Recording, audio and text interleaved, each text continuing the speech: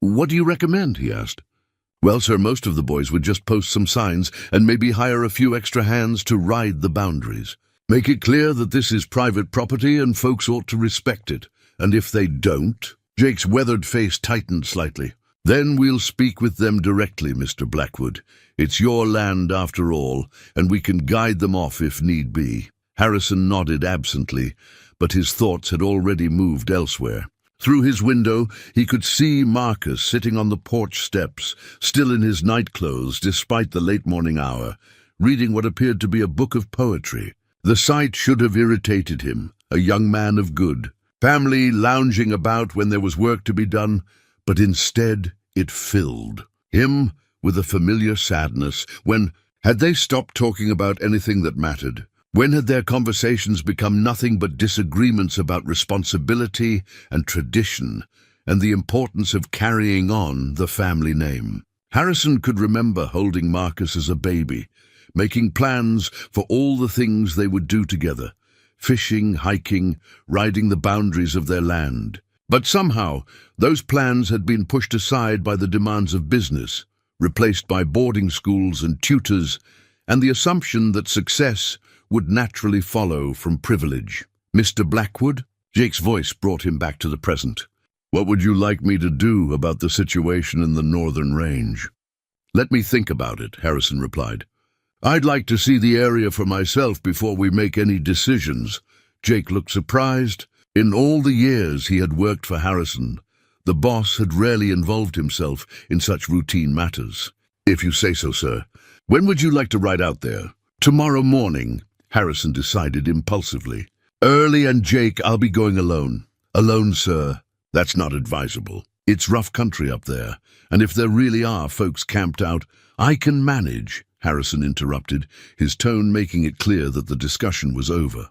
"Just have my horse ready at dawn."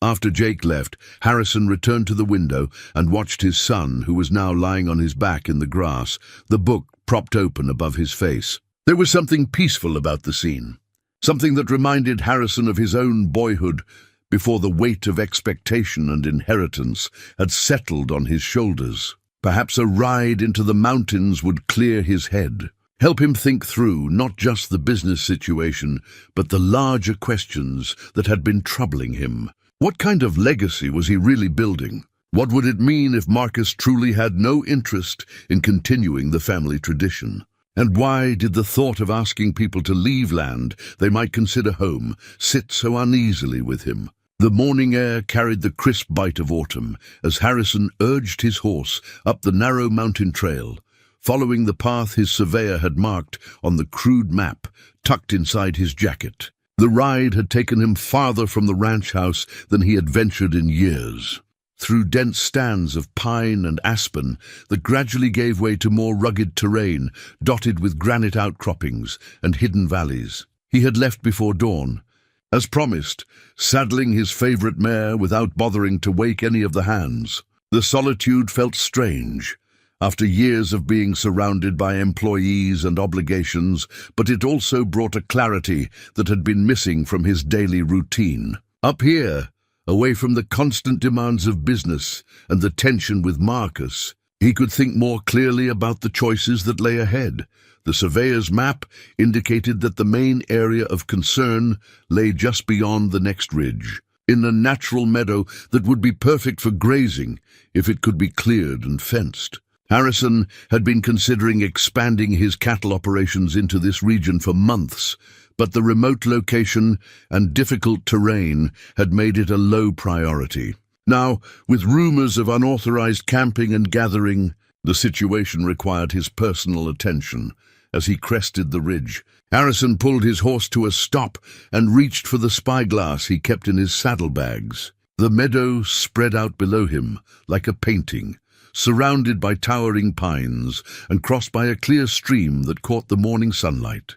It was beautiful country, the kind of pristine wilderness that existed in fewer and fewer places as civilization pushed westward. Through the spyglass, he could see movement near the stream. At first, he assumed it was deer or elk coming down to drink, but as he adjusted the focus, human figures came into view. A man and a small boy, both moving with the careful deliberation of people who knew the land well.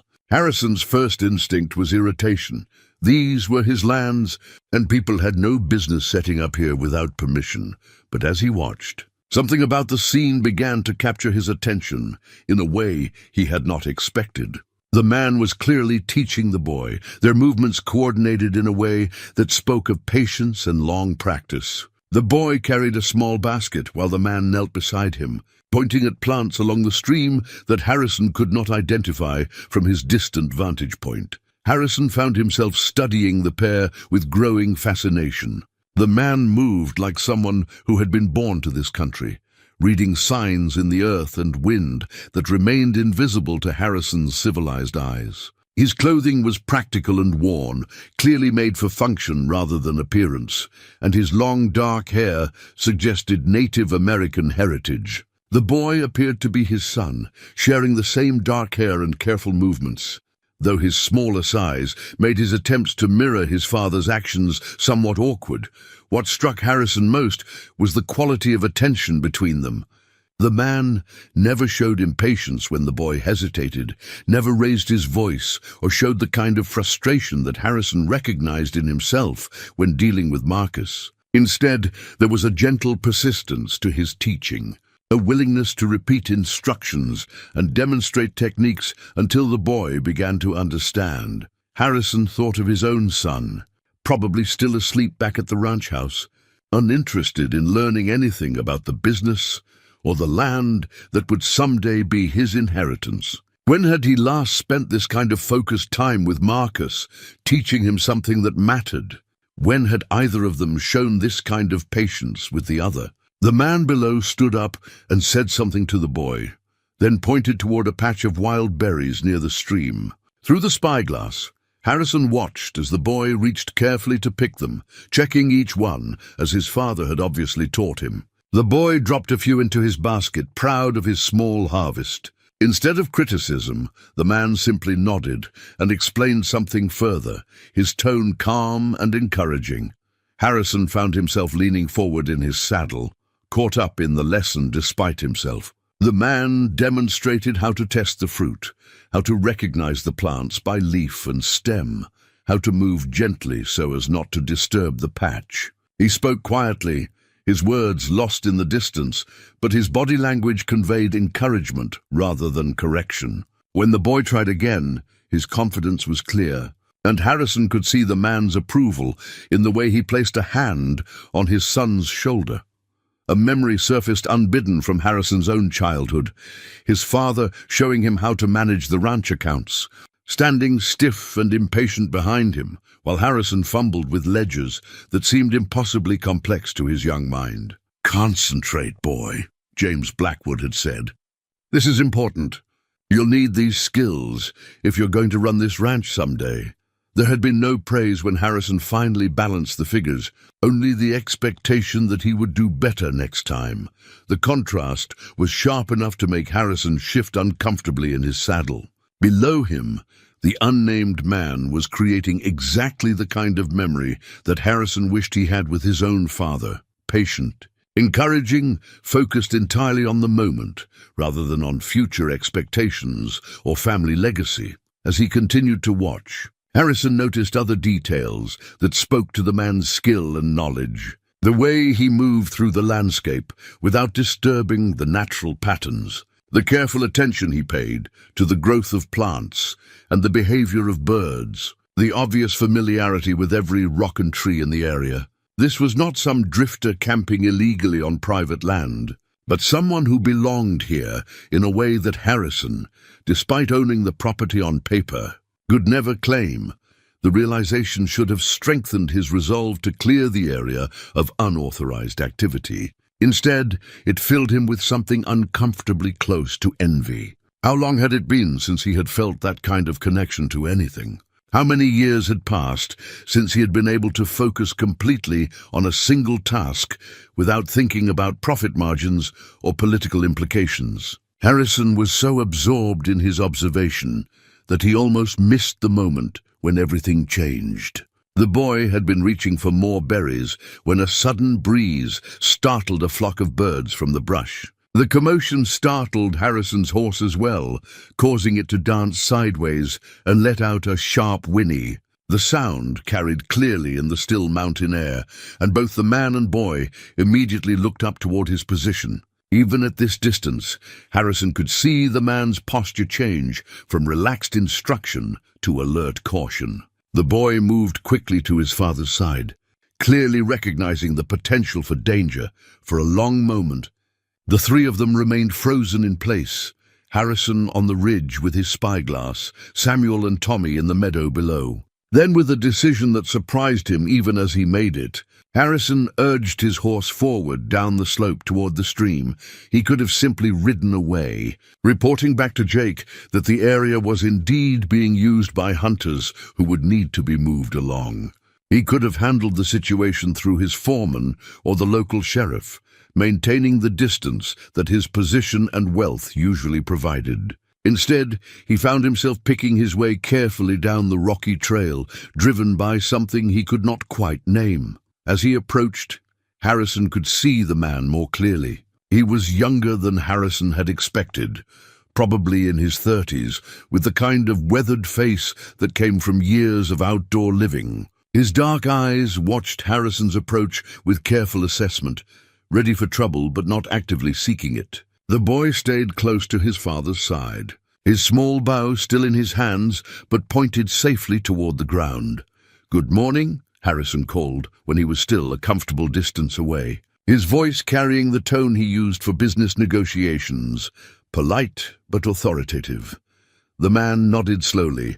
"Morning," he replied, his voice carrying a slight accent that Harrison could not quite place. "You're on your land, I expect." The directness of the statement caught Harrison off guard.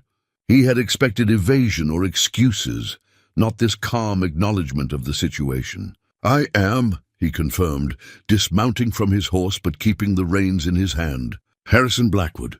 This is part of my ranch." "Samuel Gray Arrow," the man replied, placing a protective hand on his son's shoulder. "This is my boy Tommy. We apologize for the trespass. Mr. Blackwood, we'll pack up and move along." The formal politeness of the response, combined with the obvious regret at having to leave, struck something deep in Harrison's chest. These were not the words of someone trying to take advantage of his property, but of a father who had been sharing something precious with his son and now faced the loss of it. "Wait," Harrison heard himself saying, though he had not consciously decided to speak. "Before you go, could you show me what you were teaching the boy?" Both Samuel and Tommy looked at him with surprise, clearly not having expected this request. Samuel's eyes narrowed slightly, perhaps wondering if this was some kind of trap or test. "You want to know about hunting, Mr. Blackwood?" Samuel asked carefully. "I want to know about teaching," Harrison replied, the words coming from some deeper place than business calculation. "I have a son too. I'm not sure I'm doing it right." The honesty in his voice seemed to reach something in Samuel, who studied Harrison's face for a long moment before nodding slowly. "Teaching requires patience above all things," he said simply, "and respect for what the student can become, not just what he is now." As those words settled between them, Harrison realized that this chance encounter was going to change everything, not just the business decision about land use, but something much more fundamental about the way he understood fatherhood, wealth, and what it truly meant to pass something of value to the next generation. 3 days later, Harrison found himself back at the mountain meadow, this time by arrangement rather than by chance. The ride up the familiar trail felt different now, charged with an anticipation he had not experienced in years. In his saddlebags, he carried not the surveyor's map or legal documents, but a simple lunch and the kind of practical clothing Samuel had suggested for someone learning to move quietly through the wilderness. The ornate pocket, what his father had given him pressed against his ribs with each step of his horse, a reminder of the world he had temporarily left behind. James Blackwood had carried this watch for 40 years, consulting it constantly as if time itself were a resource to be hoarded and spent wisely. "Every minute has a cost, son," he had often said. Successful men know how to account for their time. But up here in the mountains, time seemed to flow differently. The sun marked the hours with the movement of shadows across the meadow, and the only schedule that mattered was the natural rhythm of the animals they hoped to observe and learn from. Samuel was waiting for him near the same spot where they had first met. Tommy at his side with his practice bow. Both of them wore the kind of practical clothing that Harrison was still learning to appreciate. Leather and cloth chosen for durability and silence rather than appearance. Tommy waved shyly when he saw Harrison approaching, the boy's initial wariness having given way to curious friendship. "Good morning, Mr. Blackwood," Samuel called as Harrison dismounted. "Ready for your first real lesson?" "As ready as I can be," Harrison replied, then corrected himself. "Please call me Harrison. Mr. Blackwood feels too formal for what we're doing here." Samuel nodded approvingly. "Harrison it is. And the first thing you need to understand is that everything here has something to teach us, if we know how to listen." Over the next hour, Samuel began Harrison's education in the art of reading the wilderness. They started with tracks in the soft earth near the stream, the delicate hoofprints of deer, the broader pads of a mountain cat, the tiny scratches left by ground birds. Samuel explained how the depth and spacing of the prints could tell a story about the animal's size, speed, and purpose. "See here," Samuel said, kneeling beside a particularly clear set of deer tracks with Tommy and Harrison flanking him. This doe was walking slowly, probably feeding as she moved. But here, he pointed to a section where the tracks were deeper and farther apart, something spooked her. She bounded away in that direction. Harrison found himself fascinated by the level of detail Samuel could extract from what looked like random marks in the dirt. "How can you tell it was a doe and not a buck?" he asked.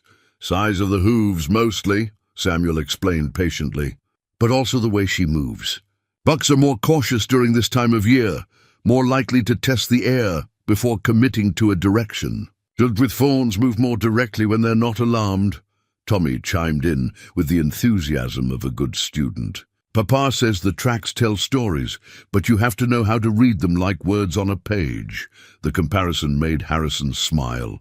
Marcus was an excellent reader, perhaps too good given his preference for poetry over practical skills, but Harrison doubted his son could read anything useful from the natural world around him. When had Harrison himself lost that ability, if he had ever possessed it? "What story do my tracks tell?"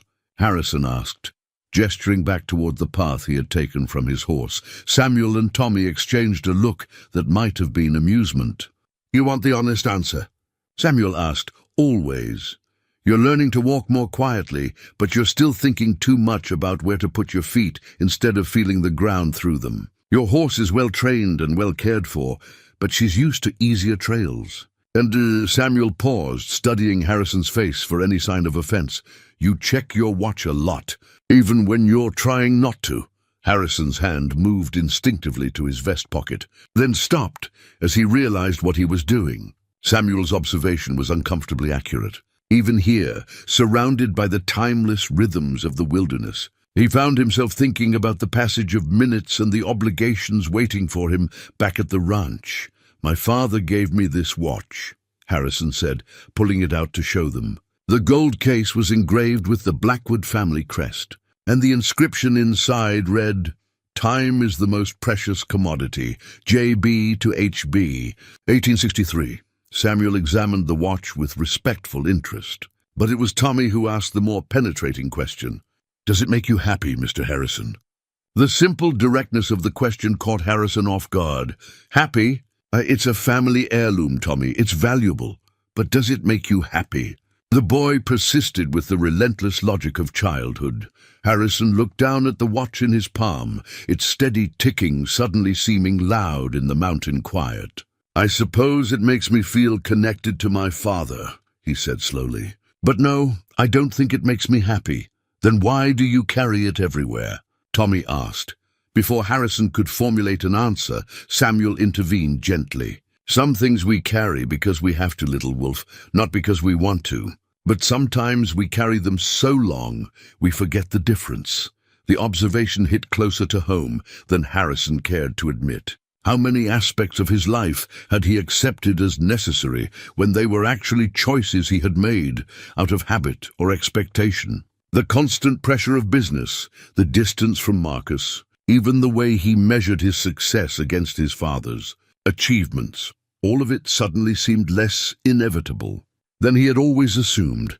They spent the rest of the morning working on what Samuel called invisible movement, the art of walking through the forest, without disturbing its natural patterns. Harrison's initial attempts were clumsy and loud, his expensive boots announcing his presence with every step. But Samuel's teaching method was nothing like the impatient correction Harrison remembered from his own childhood. "Try feeling the ground before you commit your weight to it," Samuel suggested. "Let your foot test each surface the way a deer would. What if I'm too slow?" Harrison asked, frustrated by his awkward progress. "Speed comes with practice," Samuel replied. "But if you're always rushing, you miss the things that matter." Tommy demonstrated the technique with the unconscious grace of someone who had been learning it since he could walk. His small feet found the quiet places between fallen leaves and unstable stones, allowing him to move through the underbrush almost as silently as the animals they were hoping to observe. Watching the boy's natural ability, Harrison felt a familiar pang of regret. When Marcus had been Tommy's age, Harrison had been too busy building the ranch to spend this kind of time teaching him anything that mattered. By the time Marcus was old enough for serious instruction, the boy had already learned to find his interests elsewhere. "Your son doesn't join you for things like this?" Samuel asked, as if reading Harrison's thoughts. "Marcus is 16, Harrison replied. "He's more interested in books than outdoor skills.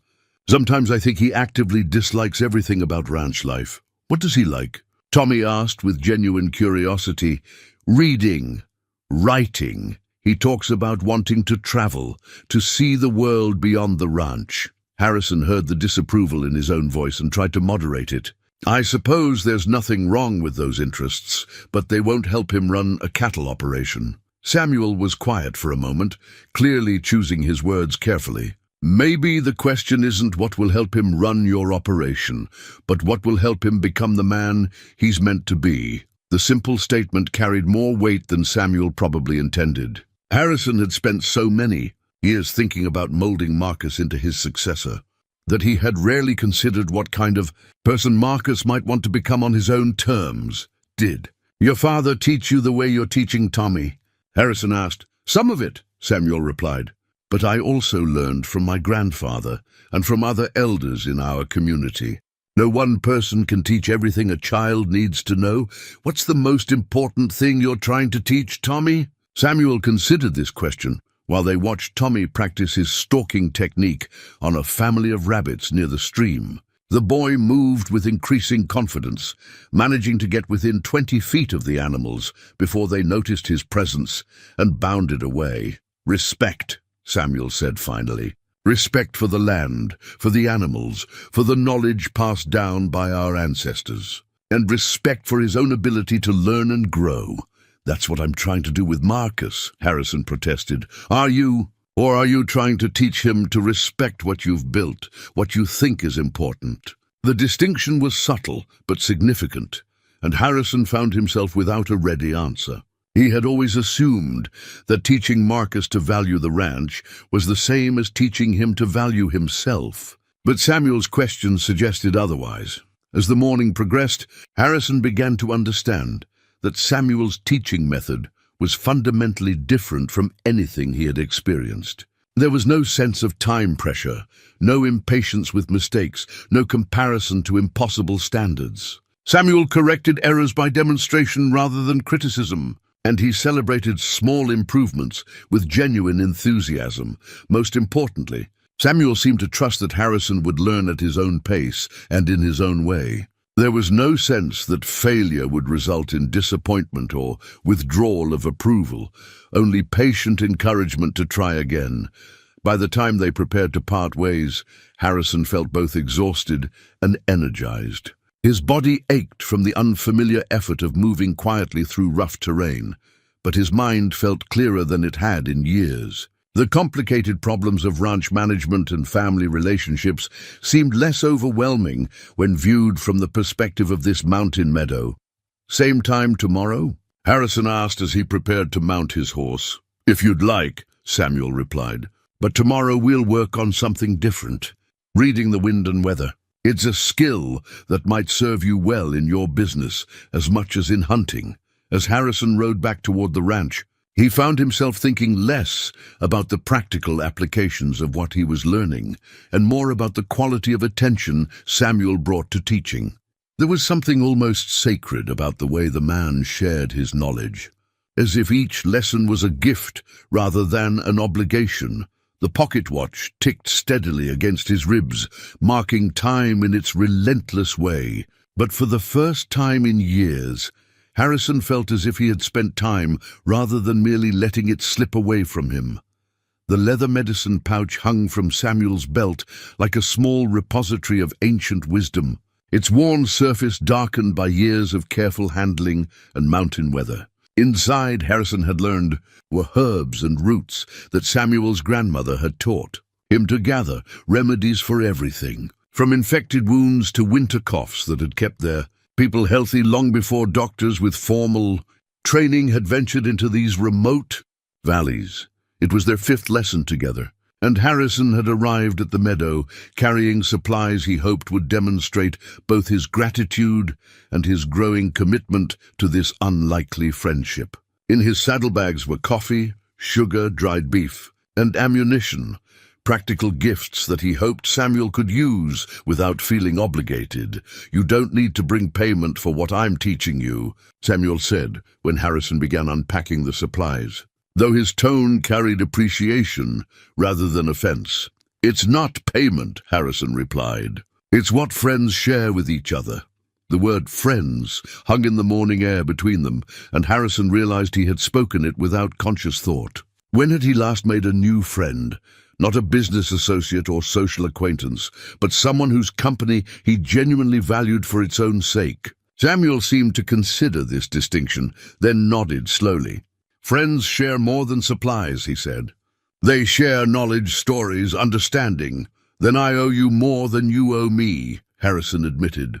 "What you've been teaching me about reading the land, it's changing how I think about everything." That morning's lesson focused on weather signs, the subtle cues that experienced outdoorsmen used to predict changes in conditions hours or even days before they occurred. Samuel showed Harrison how to read the behavior of birds, the direction and quality of wind, the color and movement of distant clouds. Your cattle business must depend on weather knowledge. Samuel observed as they studied the western horizon, where thin clouds were building against the mountain peaks. "To some extent," Harrison agreed. "But we have almanacs, reports from the Territorial Weather Service. Modern methods." Tommy looked up from where he had been practicing his knot-tying skills. "But what if the books are wrong, Mr. Harrison? What if the storm comes earlier or later than they say?" It was a child's question, but it carried adult implications that Harrison was only beginning to appreciate. How much had he relied on official sources and expert opinions at the expense of his own observation and judgment?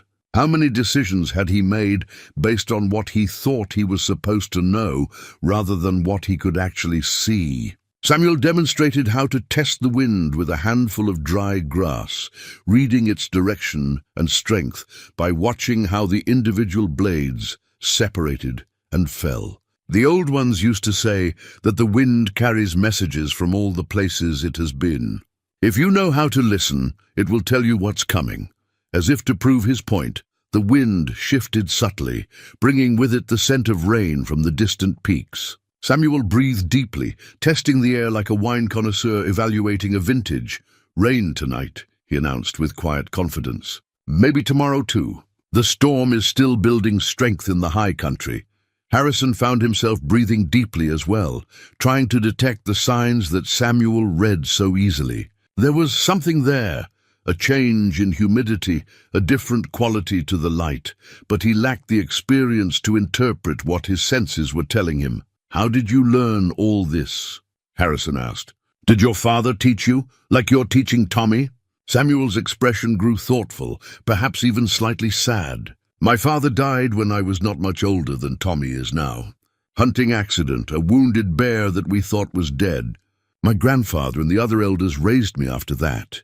The casual mention of such a profound loss caught Harrison off guard. He had lost his own father only 2 years ago, but James Blackwood had lived to see his son's success and the continuation of the family business. The thought of losing a father at such a young age, of having to grow up with that kind of responsibility.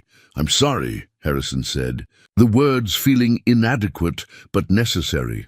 "It was a long time ago," Samuel replied, "but it taught me that knowledge needs to be shared while we have the chance. That's why I spend so much time with Tommy, why I want him to learn not just hunting skills, but the old stories, the proper ways of doing things." "What kind of stories?"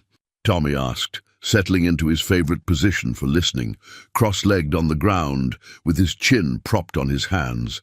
Samuel smiled at his son's eagerness. "Stories about respect, mostly.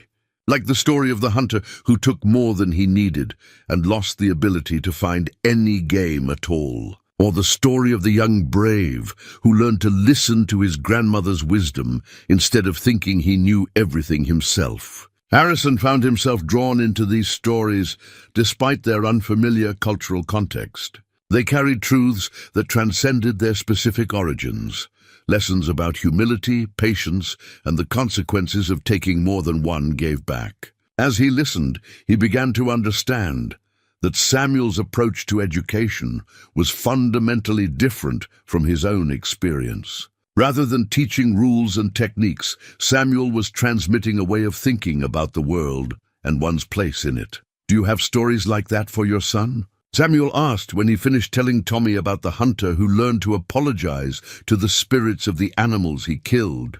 "Business stories, mostly," Harrison admitted. "Examples of good deals and bad ones. Lessons about managing people and protecting what you've built. Those are important too," Samuel said diplomatically. "But what about stories that teach him who he is, not just what he might do?" The distinction was subtle but profound, and Harrison found himself thinking about the stories his own father had told him. James Blackwood had been full of tales about successful acquisitions, political victories, competitors outwitted and obstacles overcome. But when had he ever told Harrison a story designed to help him understand his own character or values? "I'm not sure I know those kinds of stories," Harrison admitted. "Maybe that's something you need to learn, alongside the hunting skills," Samuel suggested gently. As the morning progressed, Harrison found himself sharing details about his life that he rarely discussed with anyone. He told Samuel about his frustrations with Marcus, his sense that success had somehow isolated him from the things that mattered most. He described the loneliness of making decisions that affected hundreds of people while having no one to really talk to about the weight of that responsibility. Samuel listened with the same careful attention he brought to reading animal tracks, asking occasional questions, but mostly allowing Harrison to work through his thoughts aloud. When Harrison mentioned his concern that Marcus seemed to have no interest in the family legacy, Samuel's response was characteristically thoughtful. "What if the legacy he's meant to carry isn't the one you've prepared for him?" Samuel asked. "What if there's something else he's supposed to do with the advantages you've given him?" "But the ranch, all the work I've put into building it, will it disappear if Marcus chooses a different path? Or will it find another purpose, maybe even a better one?" The questions unsettled Harrison because they challenged assumptions he had never examined. He had always thought of the ranch as something that needed to be preserved, exactly as he had built it, passed down unchanged from generation to generation. But Samuel's perspective suggested that legacy might be more about the values and opportunities you created than about the specific form they took. "Your grandfather who raised you," Harrison said. "Did he expect you to follow exactly the path he had planned?" Samuel chuckled. "He expected me to follow my own path, but with the wisdom he had taught me. He used to say that tradition isn't about doing things the same way forever, but about carrying forward the spirit of what works. As they prepared to part that day, Samuel opened his medicine pouch and removed a small bundle of dried herbs. "For your horse," he explained, noting Harrison's questioning look. "She's been favoring her left front hoof slightly. This will help with inflammation if you mix it with her grain for a few days." Harrison looked down at his mare, surprised that he had not noticed the subtle lameness that Samuel's experienced eye had detected. "How did you see that?" "Same way I see everything else," Samuel replied. "By paying attention to what's actually there instead of what I expect to see." On the ride home, Harrison found himself thinking about that distinction. How often did he look at Marcus and see only his expectations, a future rancher, a carrier of family tradition, instead of the actual person his son was becoming? How many signals of distress or unhappiness had he missed because they did not fit his predetermined vision of what their relationship should look like? The storm Samuel had predicted began that evening, with a gentle rain that gradually built into the kind of steady downpour that would soak deep into the earth and provide excellent grazing for the rest of the season. Harrison stood at his study window, watching water cascade from the gutters and listening to the drumming on the roof. Marcus appeared in the doorway, drawn perhaps by the dramatic weather or simply by the unusual sight of his father standing idle in the middle of the day. "Quite a storm," the boy said, joining Harrison at the window. "Samuel predicted it this morning," Harrison replied, then caught himself. He had not intended to mention his mountain lessons to his family. "Samuel?" Marcus asked with genuine curiosity. For a moment, Harrison considered deflecting the question or offering some vague explanation. Instead, he found himself telling his son about the hunting lessons, the tracking skills, the different way of seeing and understanding the natural world that Samuel was teaching him. Marcus listened with more attention than he had shown his father in months, asking questions about the techniques and stories that Samuel shared. When Harrison mentioned the medicine pouch and the herbal remedy for his horse, Marcus's eyes lit up with interest. "Could you ask him about plant medicines for people too?" Marcus asked. "I've been reading about traditional remedies in some of the journals from back east. There's so much knowledge that's being lost as people move to cities." It was the first time in years that Marcus had shown interest in anything connected to the ranch or the frontier life, and Harrison felt a spark of hope that he tried not to let show too obviously. "I could ask him," Harrison replied carefully. "He might be willing to share some of that knowledge." "Maybe I could come with you sometime," Marcus suggested, then seemed to catch himself. "I mean, if you think he wouldn't mind. And if it wouldn't interfere with what you're learning." Harrison looked at his son, really looked at him, trying to see the person rather than the disappointment or the unrealized potential. Marcus was tall for his age, with intelligent eyes and his mother's thoughtful expression. There was nothing weak or unreliable about him. He was simply interested in different things than Harrison had expected. "I think Samuel would enjoy meeting you," Harrison said, "and Tommy would certainly appreciate having another young person to talk to." As they stood together watching the rain, Harrison felt something shift in their relationship, not a dramatic change, but a subtle easing of the tension that had defined their interactions for so long. Perhaps the problem had never been Marcus's lack of interest in the ranch, but Harrison's inability to find ways to connect the boys' actual interests with the opportunities their life provided. The storm continued through the night, and Harrison fell asleep to the sound of rain on the roof, thinking about stories and legacies and the difference between preserving tradition and honoring its spirit. The wooden stakes drove into the earth with sharp, final sounds that seemed to echo across the mountain valley like the first hammers of an unwelcome construction. Harrison discovered them during his morning ride to meet Samuel, following a route that had become as familiar as the paths around his own ranch house. But this morning, the landscape carried new scars, a line of fresh surveyor's marks cutting directly across the meadow where he had been learning to read the ancient language of tracks and weather signs. Each stake bore a small metal tag with numbers and letters that meant nothing to Harrison but everything to the men who had placed them. He dismounted and examined the nearest marker, feeling a cold recognition settle in his stomach. These were the signs of serious intent, the preliminary markings that preceded legal claims and development projects. Samuel was waiting at their usual meeting spot, but his customary calm had been replaced by something harder, more watchful. Tommy sat beside him on a fallen log, his practice bow across his knees. But the boy's usual enthusiasm was dampened by his father's obvious tension. "You've seen them," Samuel said as Harrison approached. It was not a question just now. "Do you know who placed them?" "Men from town yesterday afternoon. They didn't speak to us, but they made their intentions clear enough."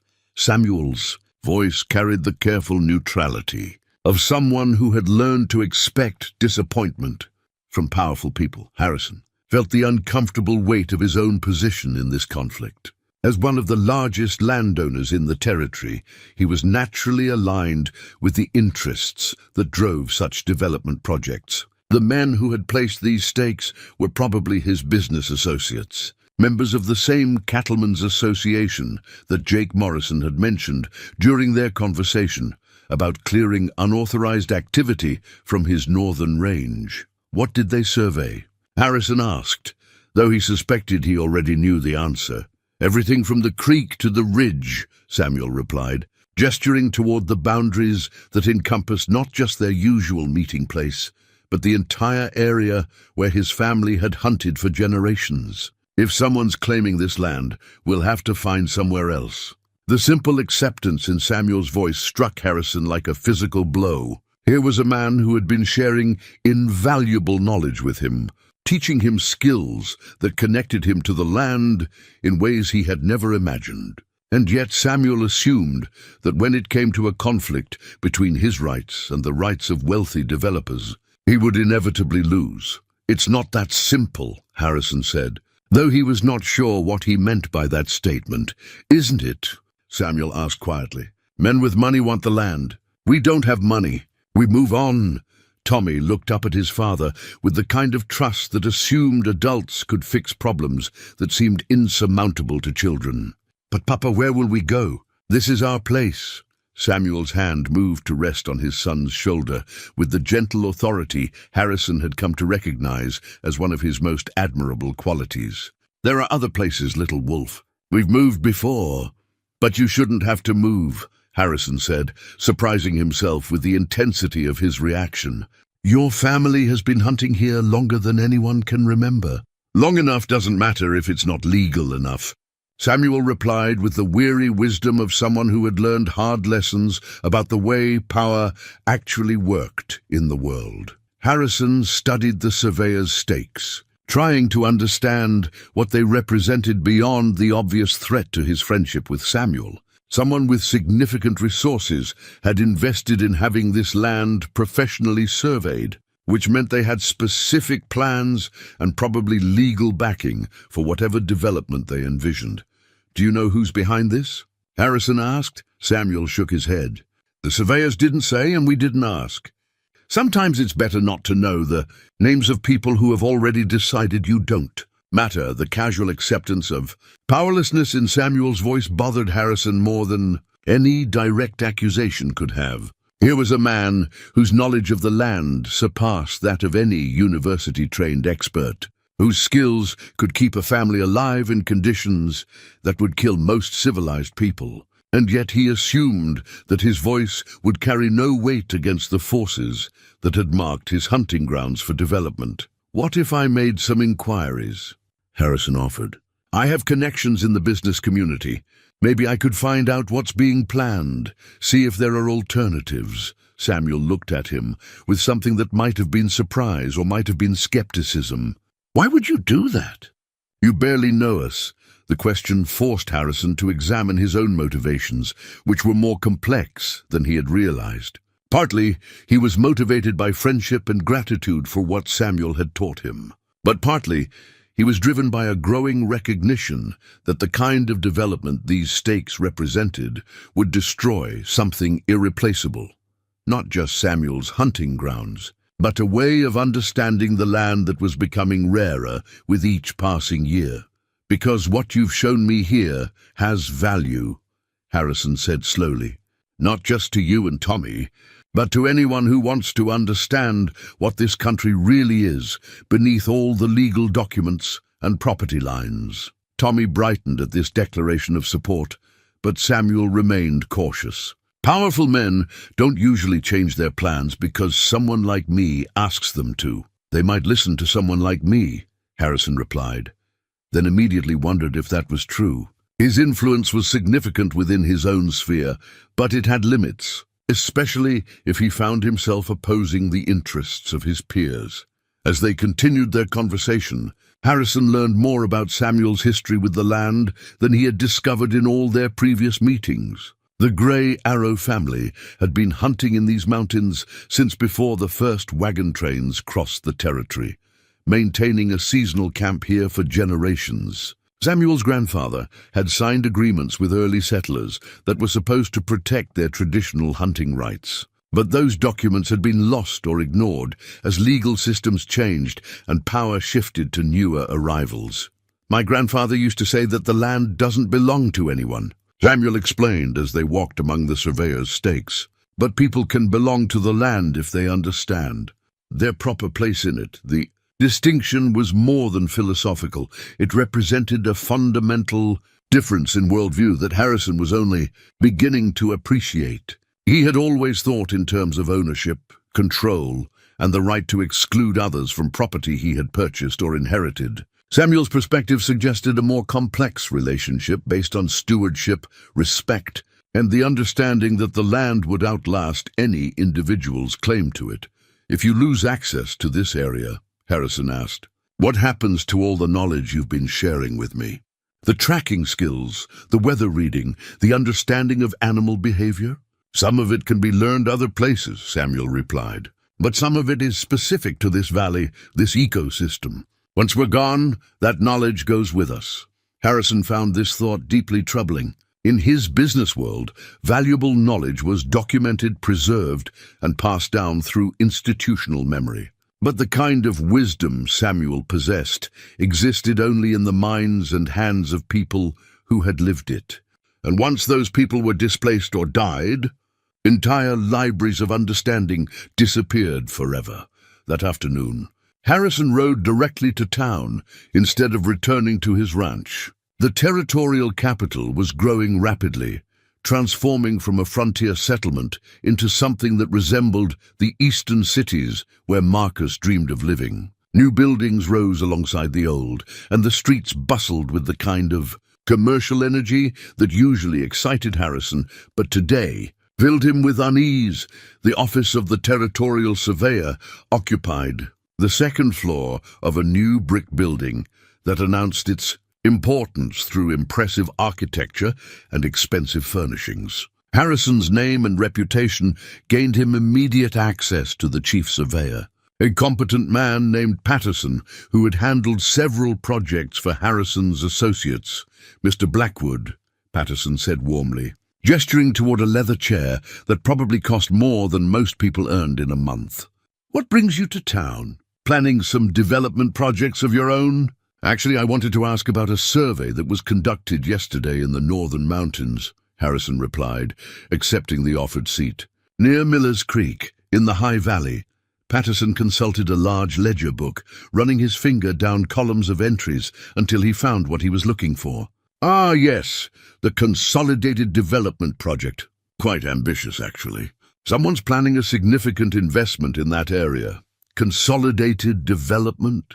Harrison asked, not recognizing the name. New company, formed by a consortium of established businessmen. They're looking at mining possibilities, maybe some timber operations. The survey was preliminary, just to establish boundaries and assess the terrain. Harrison felt his stomach tighten. Mining and timber operations would completely transform the valley, making it impossible for Samuel's family to continue their traditional use of the land. More than that, such development would destroy the delicate ecosystem that supported the wildlife Samuel had been teaching him to understand and appreciate. Who's behind Consolidated Development? Harrison asked as casually as he could manage. Patterson hesitated slightly, perhaps recognizing that he was venturing into sensitive territory. Well, it's a matter of public record once the incorporation papers are filed. Mostly cattlemen looking to diversify their investments. Your friend Morrison is involved, I believe. And several others from the Cattlemen's Association. The revelation hit Harrison like cold water. Jake Morrison, his own foreman, was part of the consortium planning to develop Samuel's hunting grounds. The same Jake Morrison who had advised him to clear unauthorized activity from his northern range, who had spoken dismissively of people who could not prove their legal claims to land they had used for generations.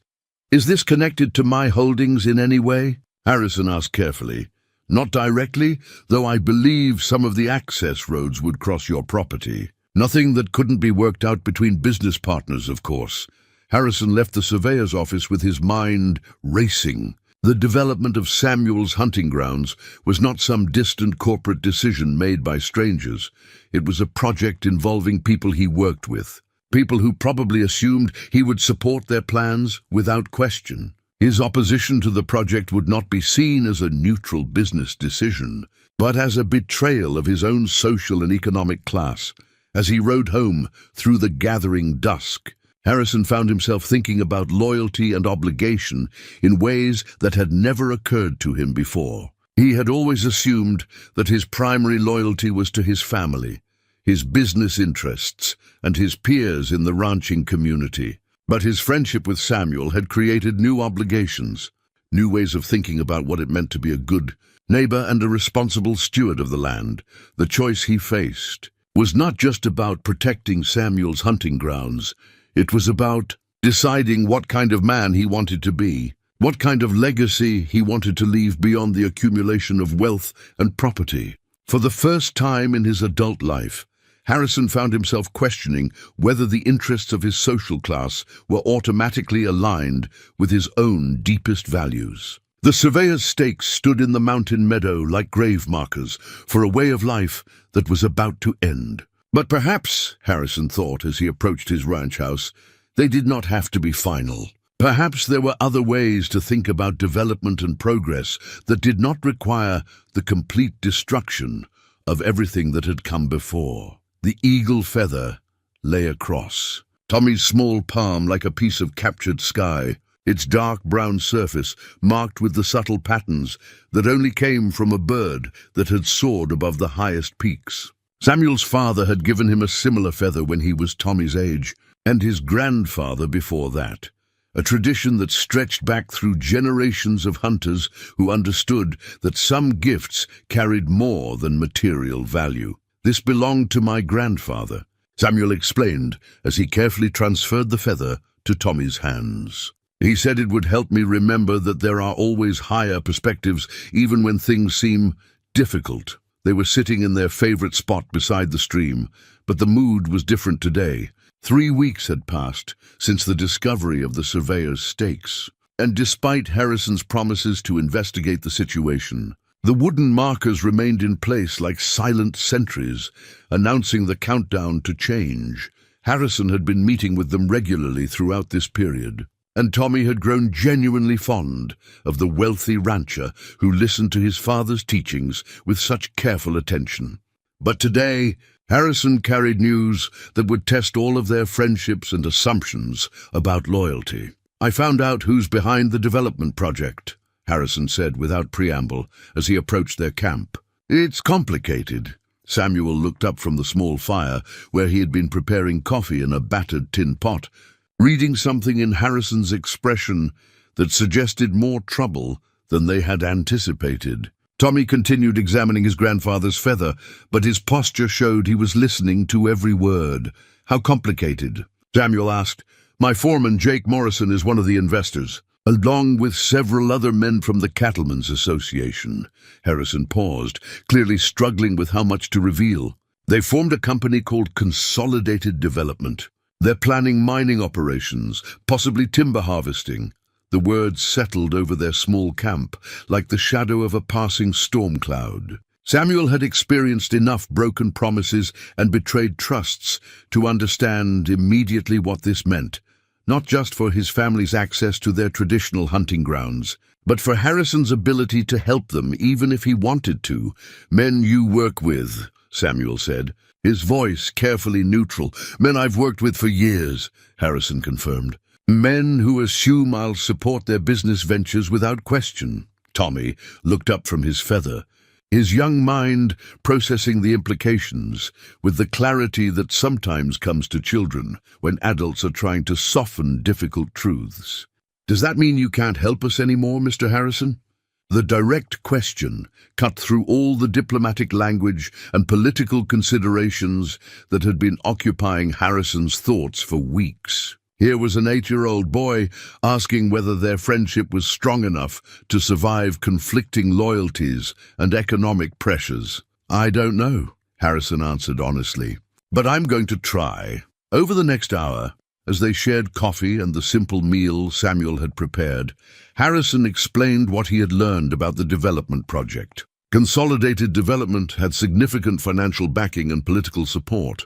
The territorial governor had already expressed enthusiasm for projects that would bring more industry to the region, and the local newspaper had run editorials praising the vision of businessmen who were willing to invest in the area's economic future. "They're not just planning to use the land," Harrison explained. "They want to fundamentally change it, strip mining for copper and silver, clear-cutting the timber, probably building a railroad spur to transport materials to market." Samuel listened to these plans with the stoic acceptance of someone who had always known that this day would eventually come. But Tommy's reaction was more emotional, his hands clutching the eagle feather as if it could somehow protect everything he was about to lose. "What about the deer?" Tommy asked. "What about all the animals that live here?" "They'll have to find somewhere else," Harrison replied, hating the inadequacy of his answer. "But where?" Tommy persisted. "You said this was special land, that not many places had everything they needed." Harrison looked at Samuel for help answering this question, but found no assistance there. Samuel's expression suggested that he had already worked through these implications and accepted the painful truth that displacement of his family would mean the end of a way of life that had sustained them for generations. "Maybe we should show you something," Samuel said finally, rising from his seat beside the fire. "Something I probably should have shown you weeks ago." He led them deeper into the valley than they had ever gone before, following a faint trail that wound between granite boulders and stands of ancient pine. After about a mile of walking, they emerged into a small clearing where the evidence of long human habitation was unmistakable. Fire rings blackened by countless seasons of use, food storage pits carefully lined with stones, and shelter sites positioned to take advantage of natural windbreaks and water sources. "This is our family's winter camp," Samuel explained as they explored the clearing. "We've used this place for more than 100 years. My great-grandfather is buried on that ridge, and his father beside him." Harrison walked among the remnants of this seasonal community with growing amazement. The camp showed a level of environmental integration that his own ranch operations could not match. Structures that worked with the natural landscape rather than imposing artificial patterns on it. Resource management systems that could sustain a family through harsh winters without depleting the ecosystem that supported them. "How many people know about this place?" Harrison asked. "Very few outside our family," Samuel replied. "We've always been careful to keep it hidden from people who might not understand its importance." The trust implied by this revelation was not lost on Harrison. Samuel was sharing something sacred with him, something that could be used against his family if it fell into the wrong hands. The winter camp represented not just seasonal shelter, but a continuous connection to this landscape that stretched back through generations of careful stewardship. Tommy had wandered to the edge of the clearing where a small shrine had been constructed from carefully arranged stones and weathered pieces of wood. "Tell Mr. Harrison about great-great-grandfather," he said to his father. Samuel joined them at the shrine, his voice taking on the cadence of someone sharing a story that had been told many times but never lost its power to move him. Tommy's great-great-grandfather was the one who first made agreements with the white settlers who came through this valley. He believed that people could share the land if they respected each other's needs and ways of using it. What happened to those agreements? Harrison asked, though he suspected he already knew the answer. They worked for a while, Samuel replied.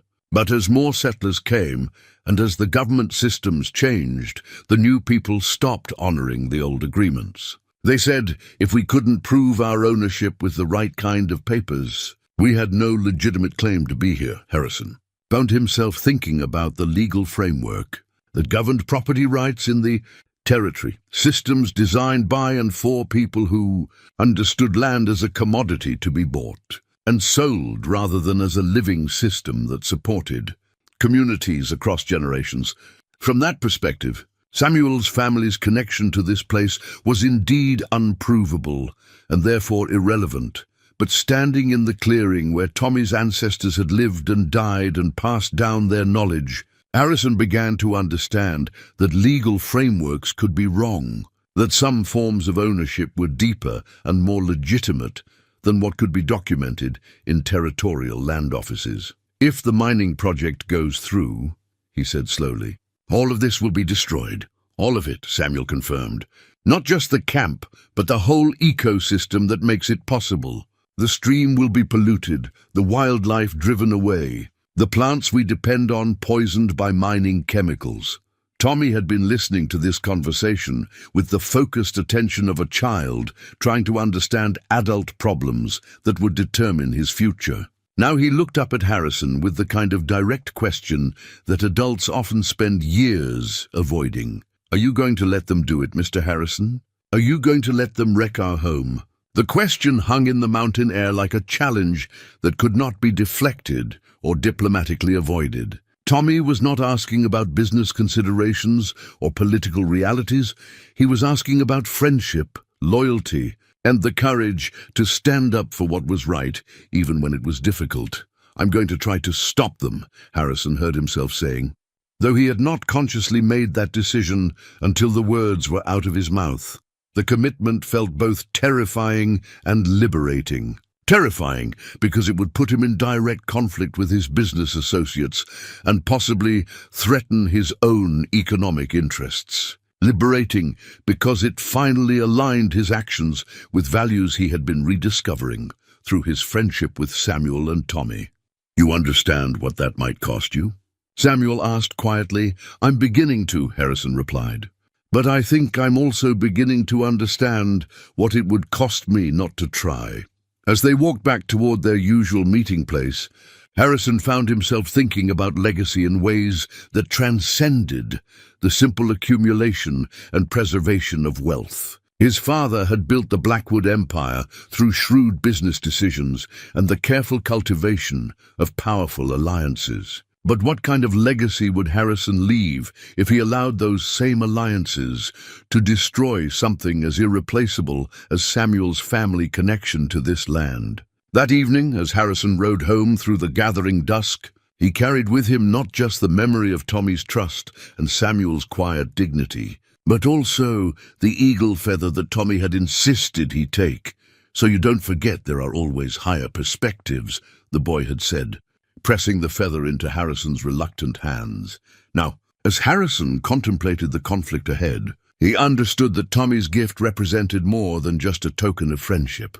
It was a reminder that some things were worth fighting for, even when the odds seemed impossible. That some forms of wealth could not be measured in dollars or acres, and that true leadership sometimes required the courage to stand against your own interests in service of larger principles. The surveyor's stakes still marked their claim on Samuel's hunting grounds, but Harrison no longer saw them as inevitable markers of progress. Instead, they had become symbols of a choice he had to make, between the comfortable certainty of his established social position and the harder path of defending something he had learned to value more than money or status. The eagle feather rested in his vest pocket beside his father's gold watch. Two different kinds of inheritance that represented two very different ways of understanding what it meant to be a man of substance in a changing world. The land deed, Document was yellowed with age and brittle at the edges, but the ink remained clear enough to read, despite the decades that had passed since its creation.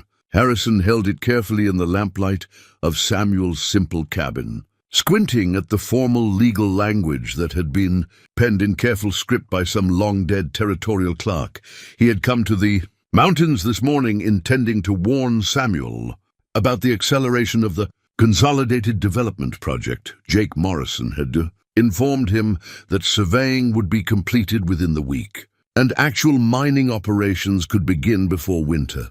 Instead, he found himself staring at a document that changed everything he thought he knew about the conflict over Samuel's hunting grounds. "Where did you get this?" Harrison asked, his voice tight with the implications of what he was reading. "My grandfather kept it in a special pouch," Samuel replied, watching Harrison's reaction carefully.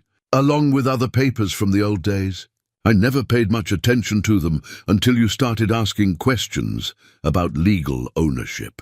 Tommy sat cross-legged on the cabin floor, sorting through other documents from his great-grandfather's collection, letters from territorial officials, receipts for supplies purchased in town, even a faded photograph of Samuel's grandfather standing beside white officials in formal poses that suggested important negotiations.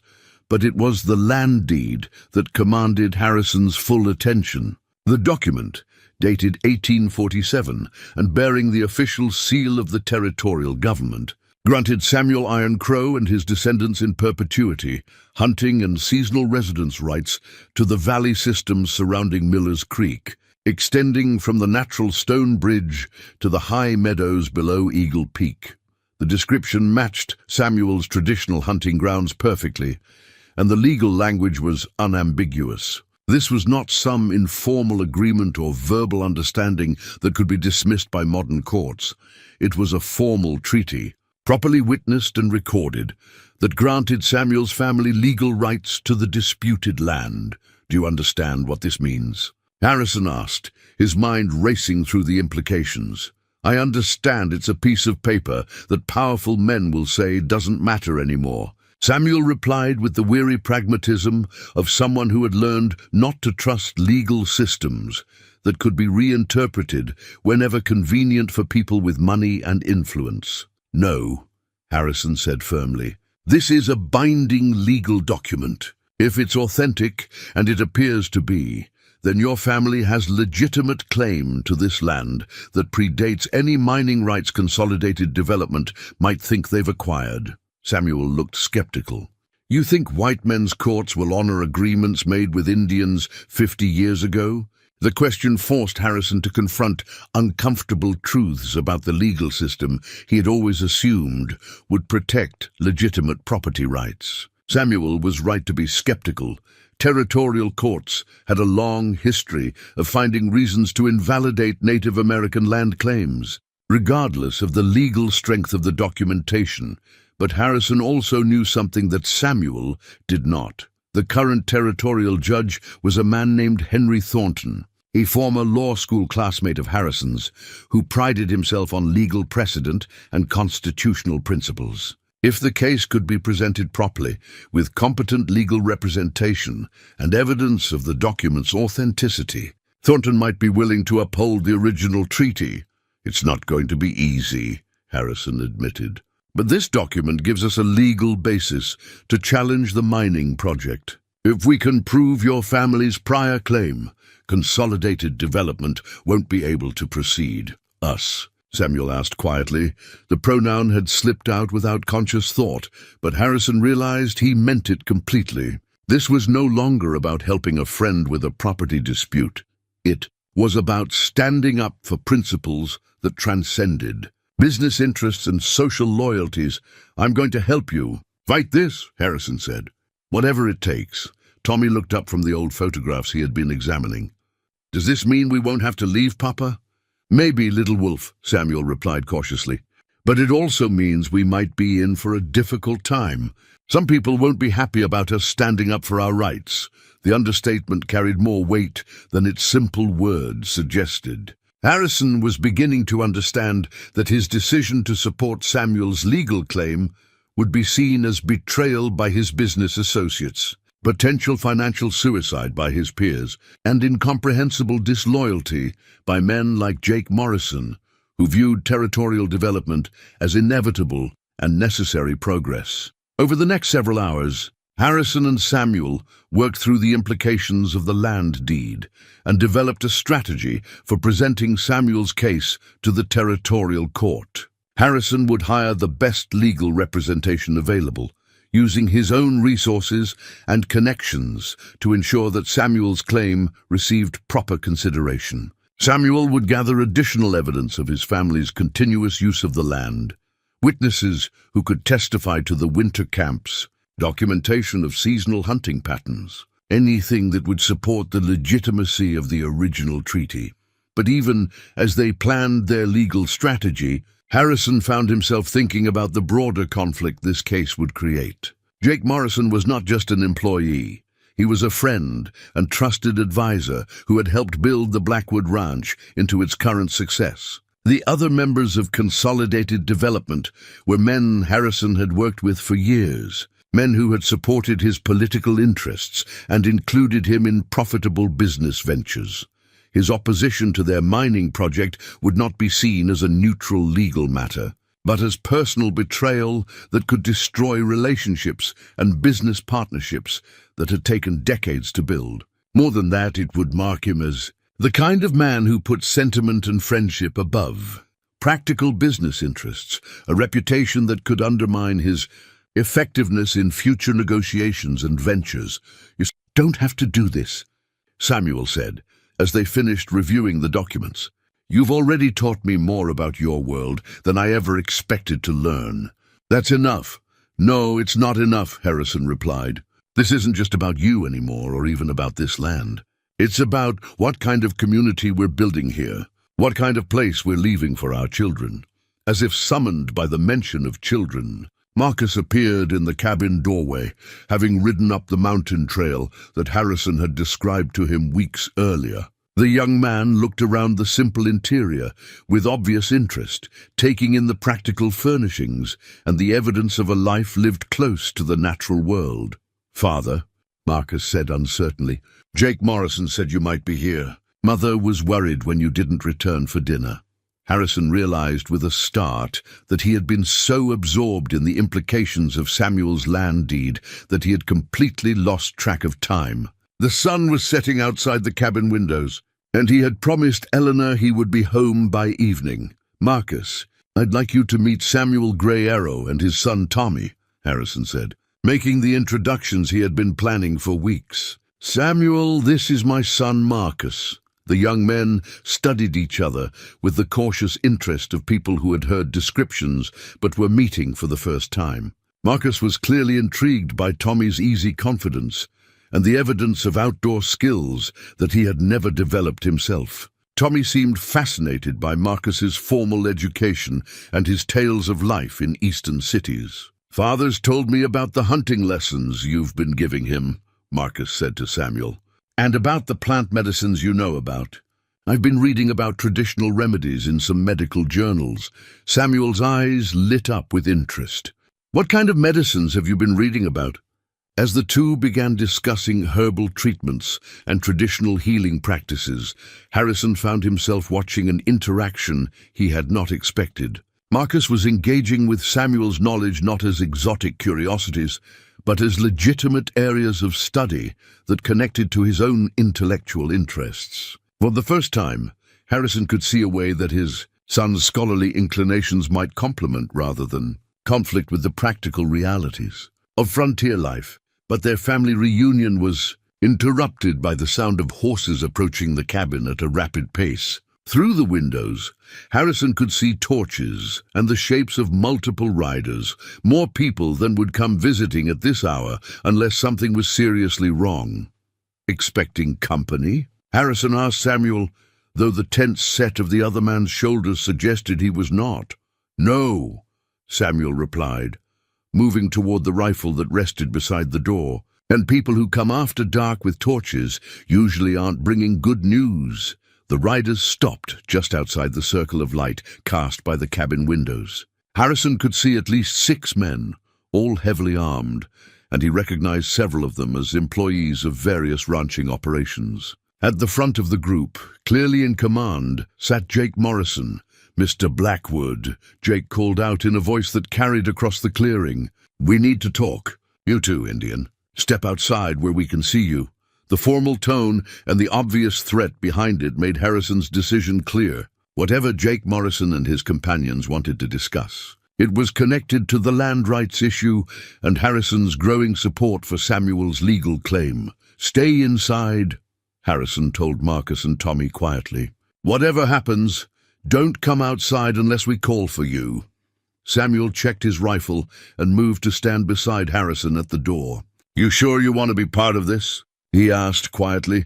"I've never been more sure of anything in my life," Harrison replied, and realized he meant it completely.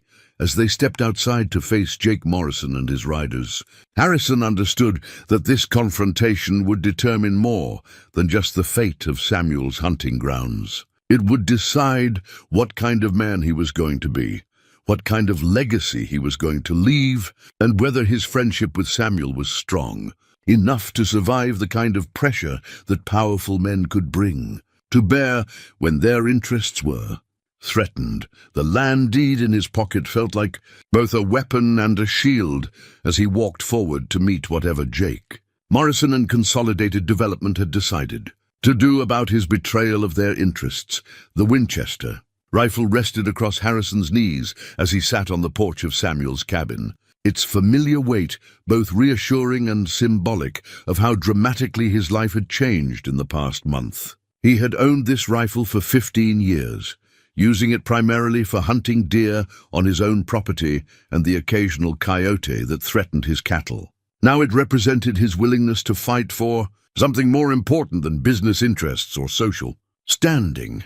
The confrontation with Jake Morrison and his riders 3 nights earlier had ended without violence, but the lines had been drawn with unmistakable clarity. Morrison had come to deliver a message from Consolidated Development: withdraw support for Samuel's legal claim, or face the consequences of opposing the combined interests of the territory's most powerful ranchers.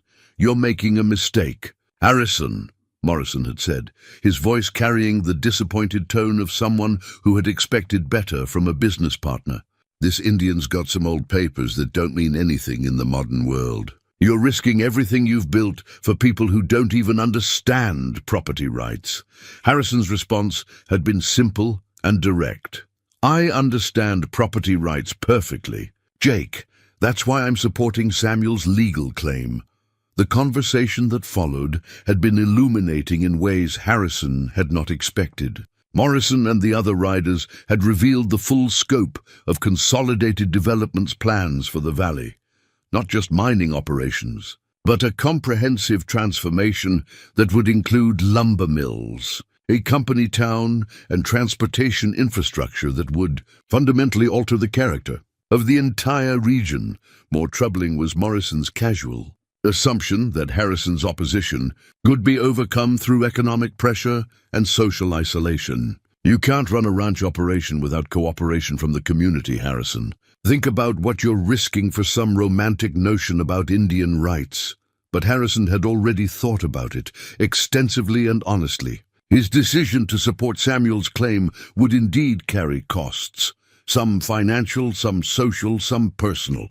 Jake Morrison would resign his position as foreman, taking with him years of experience and established relationships with other ranchers. Several business partnerships would likely be dissolved, and Harrison's standing in the Cattlemen's Association would be permanently damaged. The question was whether those costs were acceptable when measured against what would be gained, or more accurately, what would be preserved. Samuel's family connection to the land, the ecosystem that supported traditional hunting practices, and perhaps most importantly, the principle that legal agreements should be honored regardless of the political convenience of doing so. Now, as Harrison sat guard outside Samuel's cabin while the final legal documents were prepared, he found himself thinking about courage and its various forms. Physical courage was what people usually thought of when they used the word. the willingness to face bodily danger in defense of something important. But there was also moral courage, the willingness to do what was right, even when it cost you the approval of people whose opinions you had always valued. Samuel emerged from the cabin carrying 2 cups of coffee, settling into the chair beside Harrison with the easy movement of someone who had spent his life in the outdoors. The friendship between them had deepened during the crisis in ways that transcended their original teacher-student relationship. They were now allies in a cause that mattered to both of them, though for different reasons. "Tommy's finally asleep," Samuel reported. "All this excitement has been hard on him. He wants to help, but he doesn't understand why grown men would come with guns to settle a legal dispute." "I'm not sure I understand it myself," Harrison admitted. "In my business dealings, we've always solved disagreements through negotiation or courts. This feels different." "It is different," Samuel replied quietly. "This isn't about business. It's about power and who gets to decide how the land is used. Some men don't want to risk letting courts make decisions they might not like." The distinction was important, and Harrison was beginning to appreciate its implications. Consolidated Development's aggressive tactics suggested they were not confident that their legal position would prevail in a fair hearing. Their pressure on Harrison to withdraw his support indicated they understood that his resources and social standing gave Samuel's case credibility it would not otherwise possess. "Any word from the lawyer?" Harrison asked. "Marcus rode back to town this afternoon to check with him," Samuel replied. "Should be back soon with news about the hearing date." The involvement of Harrison's son in their legal preparations had been an unexpected development that pleased Harrison more than he could have anticipated. Marcus had thrown himself into researching territorial law and precedent with the same scholarly energy he usually devoted to literature and philosophy. More importantly, he had done so without being asked, recognizing that his father was fighting for something that mattered and wanting to contribute to the effort. "How do you think Marcus is handling all this?" Harrison asked. Samuel considered the question carefully. "He's proud of you," he said finally. Maybe for the first time in years, he's seeing his father stand up for something bigger than business success. The observation struck Harrison as both accurate and painful. He had spent so many years trying to teach Marcus about responsibility and legacy, but perhaps the most important lesson he could offer was this demonstration that some principles were worth defending, even when it was costly to do so. As if summoned by their conversation, the sound of approaching horses announced Marcus's return from town. But instead of the single rider they expected, multiple horses were approaching at a rapid pace that suggested urgency or trouble.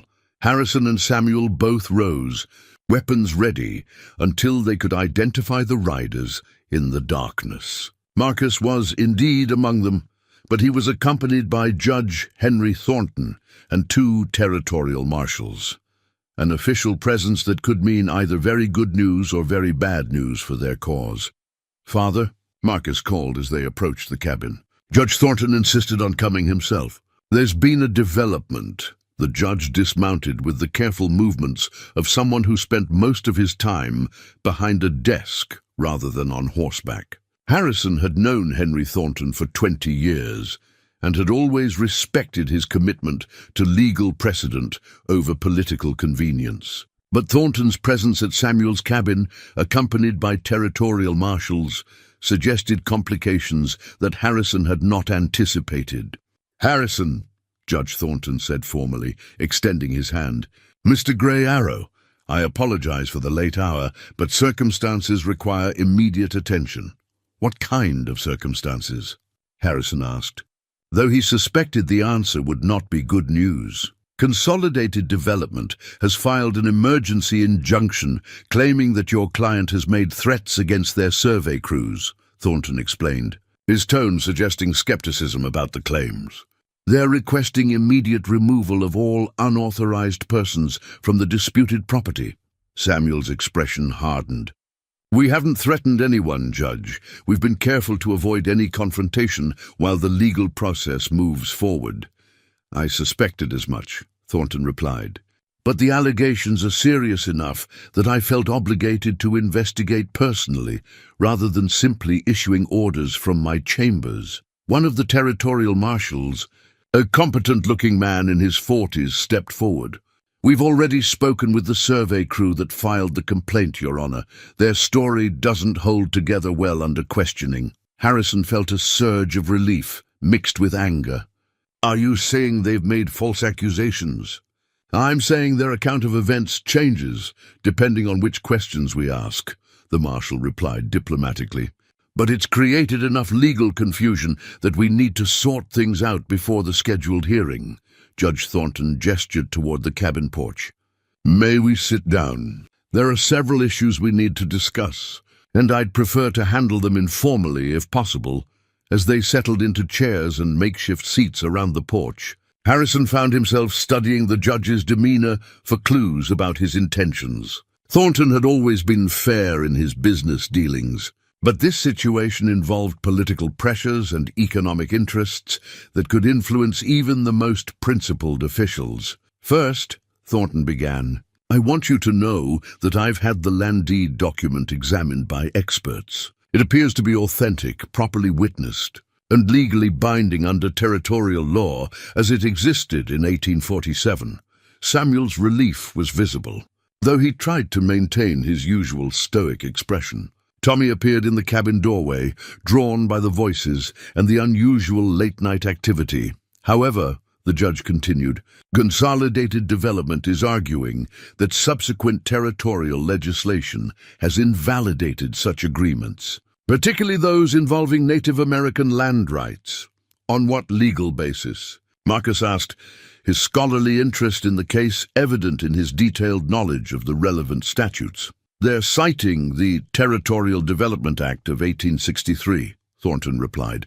It's a weak argument, but it could complicate the proceedings and delay resolution for months or even years.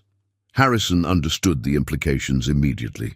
Consolidated Development was using the legal system not to prove their case, but to create enough uncertainty and delay that Samuel's family would be forced to abandon their claims simply because they lacked the resources to sustain a prolonged legal battle. What would it take to resolve this quickly? Harrison asked. Ideally, an unambiguous demonstration that Mr. Gray Arrow's family has maintained continuous, documented use of the land for the entire period since the original treaty was signed, Thornton replied. Something that would make the 1863 legislation irrelevant. Samuel and Harrison exchanged glances. They had been gathering evidence of the family's seasonal use of the hunting grounds, but most of it was based on oral tradition and physical evidence that might not carry weight in a formal legal proceeding. What about the winter camp? Tommy asked quietly from the doorway. Would that count as documented use? Judge Thornton looked at the boy with interest. What winter camp, son? Samuel made a decision that Harrison could see forming in his expression. We haven't shown this to anyone outside our family, he said slowly. But there's a seasonal camp about 2 miles from here that we've maintained continuously since before the original treaty. Maintained how? Thornton asked. Seasonal occupancy, food storage, burial sites, Samuel replied. My great-grandfather is buried there, along with other family members. The camp structures are rebuilt every few years, but always in the same locations using traditional methods. The judge leaned forward with obvious interest. Would you be willing to show me this camp? If it demonstrates continuous use as you describe, it could provide exactly the legal foundation we need to uphold your claim. It's sacred ground, Samuel said carefully. But if it will help protect our legal rights, I'm willing to make an exception. Harrison found himself thinking about trust and the various forms it could take. Samuel was offering to share something precious and private with strangers, risking the desecration of family burial sites in hopes of protecting his family's future access to their traditional hunting grounds. There's another issue, Judge Thornton continued. Consolidated Development has hired some additional security personnel, men with questionable reputations and a history of using intimidation tactics. My marshals have been keeping an eye on the situation, but if this case goes to trial, All parties need to understand that any form of harassment or threats will result in criminal charges. The warning was clearly directed toward both sides, but Harrison understood its primary target. Morrison and his associates were escalating their pressure tactics, perhaps hoping to provoke some kind of confrontation that would discredit Samuel's legal case. "We've been careful to avoid any provocative actions," Harrison assured the judge. "I know you have," Thornton replied.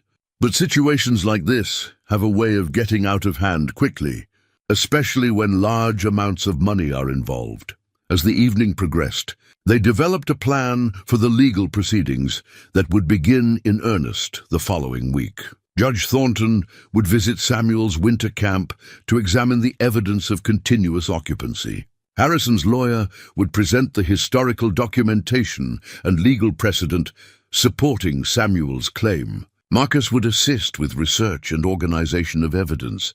But beneath the legal maneuvering, Harrison sensed that the real battle would be fought through intimidation, economic pressure, and the kind of political influence that operated outside the formal judicial system. Consolidated Development had too much invested in their mining project to accept defeat gracefully, and men like Jake Morrison were not accustomed to being told that their business plans had to accommodate the rights of people they considered obstacles to progress. "One more thing," Judge Thornton said as he prepared to leave. "Harrison, you should know that your support for this case has attracted attention from territorial officials. Some of them are pleased to see a prominent rancher standing up for legal principle over business convenience. Others see you as a troublemaker who's forgotten his proper place in the community. Which group do you belong to?" Harrison asked directly. Thornton smiled for the first time that evening. "I belong to the group that believes legal documents mean what they say, regardless of whether that's convenient for developers or politicians." As the judge and his marshals rode away into the darkness, Harrison found himself alone with Samuel, Marcus, and Tommy, a makeshift family bound together by shared commitment to something larger than their individual interests. "Tomorrow we start the real fight," Samuel said quietly. "No," Harrison corrected. "Tomorrow we finish what we started weeks ago, when I decided your friendship was worth more than Jake Morrison's approval." The Winchester rifle remained across his lap, but Harrison no longer thought of it primarily as a weapon. Instead, it had become a symbol of his willingness to defend something precious, not just Samuel's legal rights, but the principle that some forms of wealth could not be measured in dollars, and some forms of progress came at too high a cost to accept. The tomahawk felt alien in Harrison's hands, despite Samuel's patient instruction in its proper use and balance. Unlike the rifles and pistols he had carried for hunting and protection, this weapon required a different kind of skill, one that brought him closer to his target rather than maintaining the comfortable distance that firearms provided. "It's not just a weapon," Samuel explained as they stood in the pre-dawn darkness outside his cabin. "It's a tool for building, for cutting wood, for survival. But when you need it to protect what matters, it will serve that purpose too." The courthouse hearing had been scheduled for 10 o'clock that morning, but neither man harbored any illusions that their legal victory would end the conflict with Consolidated Development. Jake Morrison's hired men had been making increasingly bold appearances around Samuel's hunting grounds, and the message was clear.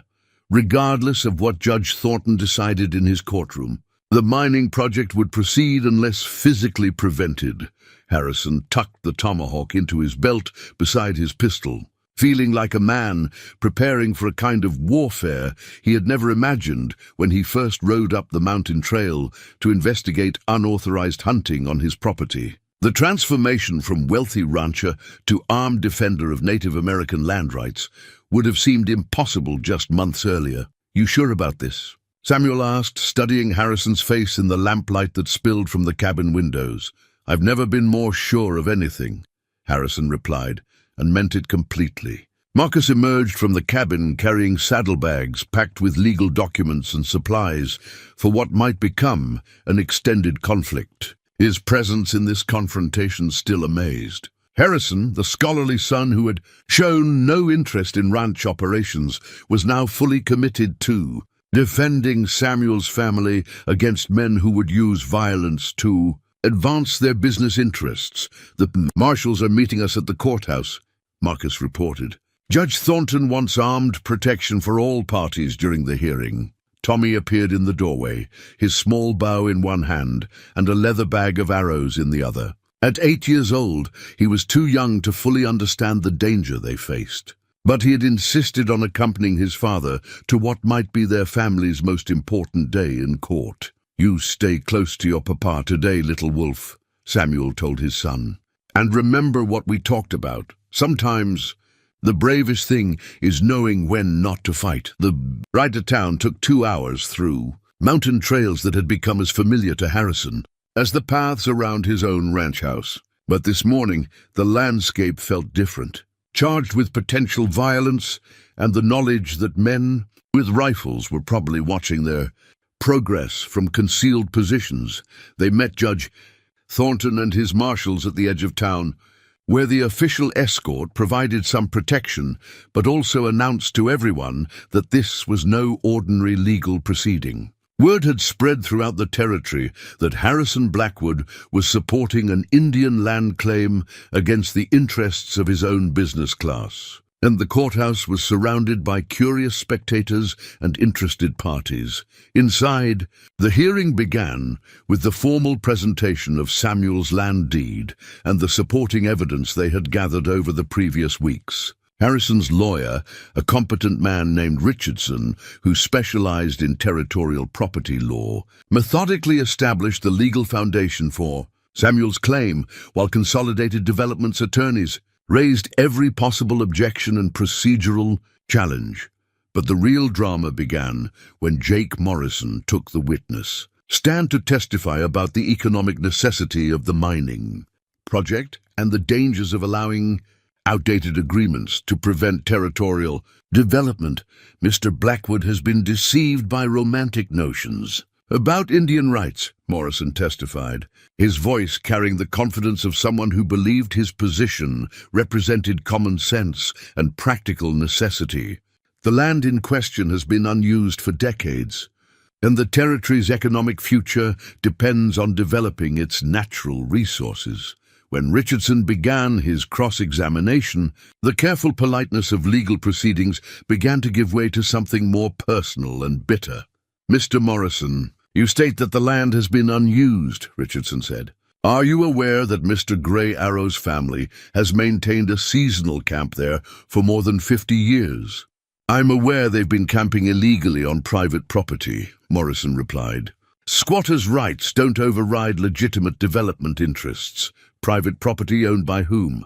Morrison hesitated slightly, perhaps recognizing the trap that Richardson was setting. "By the territorial government, held in trust for appropriate development. But if Mr. Gray Arrow's treaty is valid, then the territorial government never had the right to dispose of that land in the first place, did it?" The legal argument continued for another hour, but Harrison could see from Judge Thornton's expression that the evidence was weighing heavily in Samuel's favor. The land deed was authentic, the continuous use could be documented, and the legal precedent supported upholding treaties that had been properly executed and witnessed. What Harrison could not see from his position in the courthouse was the crowd of armed men gathering outside, or the signals being passed between Jake Morrison's associates who had positioned themselves throughout the courtroom. The first sign of trouble came when one of the territorial marshals quietly approached Judge Thornton's bench and whispered something that made the judge's expression grow grim. "Ladies and gentlemen," Judge Thornton announced, "I'm going to call a brief recess to address some security concerns. Everyone please remain seated until further notice." But the recess announcement seemed to trigger rather than prevent the confrontation that had been building throughout the morning. Harrison heard shouting from outside the courthouse, followed by the unmistakable sound of breaking glass and the crash of overturned furniture. Samuel rose from his seat with the fluid alertness of someone who had learned to recognize danger in all its forms. Tommy moved immediately to his father's side, clutching his small bow with the serious expression of a child who understood that the grown-up games had suddenly become real. "Stay together," Harrison told Marcus and Samuel as the courtroom erupted in confusion and people began pushing toward the exits. "Whatever happens, we don't get separated." Through the courthouse windows, Harrison could see Jake Morrison's hired men confronting territorial marshals in what appeared to be a coordinated effort to disrupt the legal proceedings. Some of the men carried rifles, others had tools that could serve as weapons, and all of them wore the grim expressions of people who had been told that their livelihoods depended on preventing Judge Thornton from issuing his ruling. "They're trying to stop the hearing," Marcus observed with the analytical clarity he brought to problems that interested him. "If they can create enough chaos, they might be able to claim that the legal process was compromised." Samuel moved toward the windows to assess the situation outside, his hand resting on the knife he wore at his belt. "More than that," he said quietly. "They're planning to settle this outside the courthouse. Regardless of what the judge decides," the realization hit Harrison with cold certainty. Consolidated Development had never intended to accept an adverse legal ruling. The courthouse hearing was merely a formality to be endured, while their real solution was being implemented through intimidation and violence. "Judge Thornton," Harrison called across the increasingly chaotic courtroom, "you need to issue your ruling now, while there's still time to make it official." The judge looked up from his consultation with the marshals, recognizing the urgency in Harrison's voice. "Mr. Blackwood, I appreciate your concern, but proper legal procedure—" His words were interrupted by the sound of gunshots from somewhere outside the building, followed by screaming and the crash of more breaking glass. Whatever confrontation Jake Morrison's men had planned was now underway, and the time for legal niceties was rapidly running out. Judge Thornton made his decision with the speed of someone who had learned to recognize when circumstances required immediate action rather than careful deliberation. "In the matter of Gray Arrow versus Consolidated Development," he announced in a voice that carried throughout the courtroom, "I find that the plaintiff's land deed is valid and binding, and that the defendants have no legal right to develop the property in question without the explicit consent of the treaty holders." The ruling should have been a moment of victory for Samuel and his supporters, but it was immediately overshadowed by the realization that legal victory might be meaningless if they could not survive the violence that was erupting around them. "Now, we find out if laws mean anything when powerful men don't want to follow them," Samuel said grimly, checking his weapons and preparing to fight for the legal rights that Judge Thornton had just confirmed belonged to his family. The campfire ember glowed like a tiny star fallen to earth, its warm light pulsing with each breath of wind that swept down from the mountain peaks. Tommy had been tending the fire since before dawn, feeding it carefully chosen twigs and branches, while his father and Harrison stood guard over their makeshift camp in the disputed valley. 3 days had passed since the courthouse confrontation, and they had not returned to the safety of town or Harrison's ranch house. Instead, they had taken refuge in Samuel's traditional hunting grounds, the very land that Judge Thornton's ruling had confirmed belonged to Samuel's family, but that Jake Morrison and Consolidated Development were determined to claim through force. The violence outside the courthouse had been brief but decisive. Morrison's hired men had attempted to prevent Judge Thornton from issuing his ruling by creating a riot that would have provided justification for declaring the legal proceedings invalid. But the territorial marshals had been prepared for such tactics, and the confrontation had ended with several arrests and Morrison himself fleeing town rather than facing charges for conspiracy to interfere with judicial proceedings. However, legal victory in the courthouse had not ended the practical conflict over the land. Morrison and his remaining associates had retreated to the mountains, where they were conducting what amounted to a guerrilla campaign to drive Samuel's family from their hunting grounds, regardless of what territorial courts had decided. Movement on the ridge, Samuel announced quietly, pointing toward a line of trees where Harrison's untrained eyes could detect nothing unusual. Harrison studied the area Samuel had indicated, trying to apply the tracking and observation skills he had learned over the past months. Gradually, he began to make out subtle signs, a shadow that moved slightly against the natural pattern of tree branches, a flash of reflected sunlight from what might be a rifle barrel. "How many?" Harrison asked, checking his own weapons with the careful precision Samuel had taught him. "At least 3, maybe more," Samuel replied. "They're trying to get above us, probably planning to attack at first light." Marcus looked up from the legal documents he had been organizing by firelight, his scholarly habits persisting even in these desperate circumstances. "If they attack us here, they'll be committing assault on land that a territorial judge has ruled belongs to us. That should carry serious legal consequences, only if there are witnesses left to testify," Samuel replied grimly.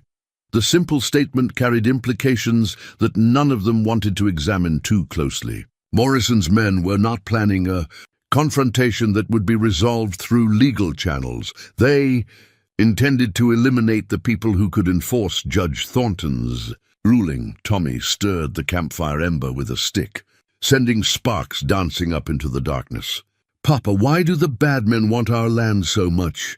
There are lots of other places they could dig for rocks." Samuel's expression softened as he looked at his son, but his answer carried the weight of experience with the way powerful men made decisions about other people's lives. "Because they think they can take it, little wolf. Some people believe that having money gives them the right to take whatever they want from people who have less." Harrison found himself thinking about privilege and power in ways that his comfortable upbringing had never required. He had always assumed that legal systems and social institutions existed to protect legitimate rights and resolve disputes fairly. But here in the mountains, facing men who were willing to use violence to override legal judgments, he was learning that justice sometimes had to be defended with more than legal documents and moral arguments. "They're moving closer," Samuel observed, his trained senses detecting signs of approach that remained invisible to Harrison, despite months of instruction. "We need to decide whether we're going to try to slip away in the darkness or make our stand here." The choice was more complex than it might have seemed to an outside observer. Retreating might preserve their lives, but it would also concede the practical control of the land to Morrison's forces, regardless of what Judge Thornton had ruled. Making a stand might result in violence that could cost lives, but it would also demonstrate that legal rights were worth defending, even when that defense required personal risk. "What do you think, Marcus?" Harrison asked his son, recognizing that this decision would shape not just their immediate survival, but the kind of men they chose. To be in the face of serious moral challenges, Marcus looked up from his documents with the serious expression he wore when wrestling with difficult intellectual problems. "Judge Thornton's ruling is meaningless if we don't have the courage to enforce it," he said slowly. "But I also think we need to be smart about how we defend ourselves." "What do you mean?" Samuel asked. "I mean, we don't just wait here for them to attack us," Marcus replied. "We use the advantages this land gives us, the knowledge Papa has taught Father about moving quietly, reading signs, understanding the terrain better than people who are only here to cause trouble." Harrison felt a surge of pride in his son's analysis. Marcus had grasped not just the immediate tactical situation, but the larger principle at stake, that the land itself and the knowledge required to understand and use it properly provided the foundation for legitimate claims that transcended simple power struggles. Over the next hour, they developed a plan that combined Samuel's wilderness skills with Harrison's resources and Marcus's analytical thinking. Rather than waiting passively for attack, they would use their intimate knowledge of the valley to turn the tables on Morrison's men, demonstrating that legal ownership backed by practical competence could overcome illegal force backed by hired guns. Tommy's role in their plan was crucial. His small size and Natural stealth made him ideal for carrying messages and observing enemy movements without being detected. Despite his father's obvious reluctance to involve an 8-year-old boy in such dangerous activity, Samuel recognized that Tommy's skills and courage made him a valuable ally, rather than simply someone who needed protection. "Remember what we practiced about moving without sound," Samuel told his son as they prepared to implement their plan. "And remember that being brave doesn't mean being reckless." "I remember, Papa," Tommy replied, with the serious dignity of a child who understood that he was being trusted with adult responsibilities. The quiet step, the patient eye, the careful heart. As they separated to take their positions around the valley, Harrison found himself carrying the tomahawk Samuel had given him alongside his rifle and pistol. The traditional weapon had come to represent something more than just another tool for defense. It symbolized his acceptance of Samuel's way of understanding the relationship between people and land, his willingness to fight for principles that transcended immediate self-interest. The attack came just before dawn, as Samuel had predicted. Morrison's men moved down from the ridge in a coordinated assault, designed to overwhelm their small camp through superior numbers and firepower. But instead of finding 3 men huddled around a campfire, they discovered that their targets had anticipated their strategy and prepared an appropriate response. Harrison's first shot came from a concealed position among the rocks above the valley floor, taking down one of Morrison's men before the attackers realized their approach had been detected. Samuel's rifle spoke almost simultaneously from the opposite side of the valley, and Marcus added his own contribution from a third angle that had been carefully chosen to create crossfire without endangering his allies. But it was Tommy who delivered the most decisive blow, not through violence, but through the kind of precise action that demonstrated the superiority of knowledge over force. Following his father's instructions, the boy had used his stealth skills to approach Morrison's position from behind, removing the firing pins from several rifles and scattering the ammunition that the hired men had assumed would be available when needed. The battle was brief, but decisive. Morrison's men found themselves outmaneuvered by opponents who understood the terrain, outfought by people defending something they valued more than money, and ultimately defeated by the simple fact that legal right backed by practical competence proved stronger than illegal force backed by economic power. When the shooting stopped, Jake Morrison himself lay wounded among the rocks, his hired men either dead, wounded, or fled. The man who had been Harrison's trusted foreman for 8 years looked up at his former employer with a mixture of pain and bewilderment. "You threw it all away." "Harrison," Morrison said through gritted teeth, "everything we built together, all for some Indian's old papers and romantic notions about the past." Harrison looked down at the man who had helped him build his ranch empire, feeling not triumph but sadness for relationships that had been destroyed by conflicting visions of progress and justice. "I didn't throw anything away, Jake," Harrison replied quietly. "I finally figured out what was worth keeping." As the sun rose over the valley where Samuel's family had hunted for generations, the campfire ember continued to glow among the ashes, a small, constant light that had survived the darkness and violence of the night to welcome the new day. The handmade bow lay across Tommy's lap like a bridge between 2 worlds, its smooth curves representing the marriage of Samuel's traditional craftsmanship with Harrison's modern resources and Marcus's scholarly understanding of engineering principles. They had worked on it together during the long winter months following their victory over consolidated development. 3 generations of teachers and students creating something that none of them could have accomplished alone. "Try the draw again," Samuel encouraged as Tommy fitted an arrow to the string with movements that had become fluid through months of practice. "Remember what Mr. Harrison taught you about breathing and what Marcus showed you about calculating distance." The shot flew true, striking the target they had set up near the stream with an accuracy that would have seemed impossible when Harrison first witnessed Tommy's clumsy attempts at archery nearly a year earlier. But more important than the technical improvement was the confidence the boy carried Now the assurance of someone who had learned valuable skills from people who cared about his development as a person rather than simply his performance of specific tasks. Harrison watched this demonstration with the satisfaction of someone who had discovered that teaching could be as rewarding as any business success he had achieved. Over the past months, his relationship with Tommy had evolved into something like the bond he had always wished for with Marcus, built on shared activities, mutual respect, and the gradual transfer of knowledge from one generation to the next. "Your turn, Marcus," Samuel said, offering the bow to Harrison's son. Marcus accepted the weapon with the careful respect he had learned to show for Samuel's traditional tools and methods. His own archery had improved dramatically over the winter, but more importantly, he had found ways to connect his scholarly interests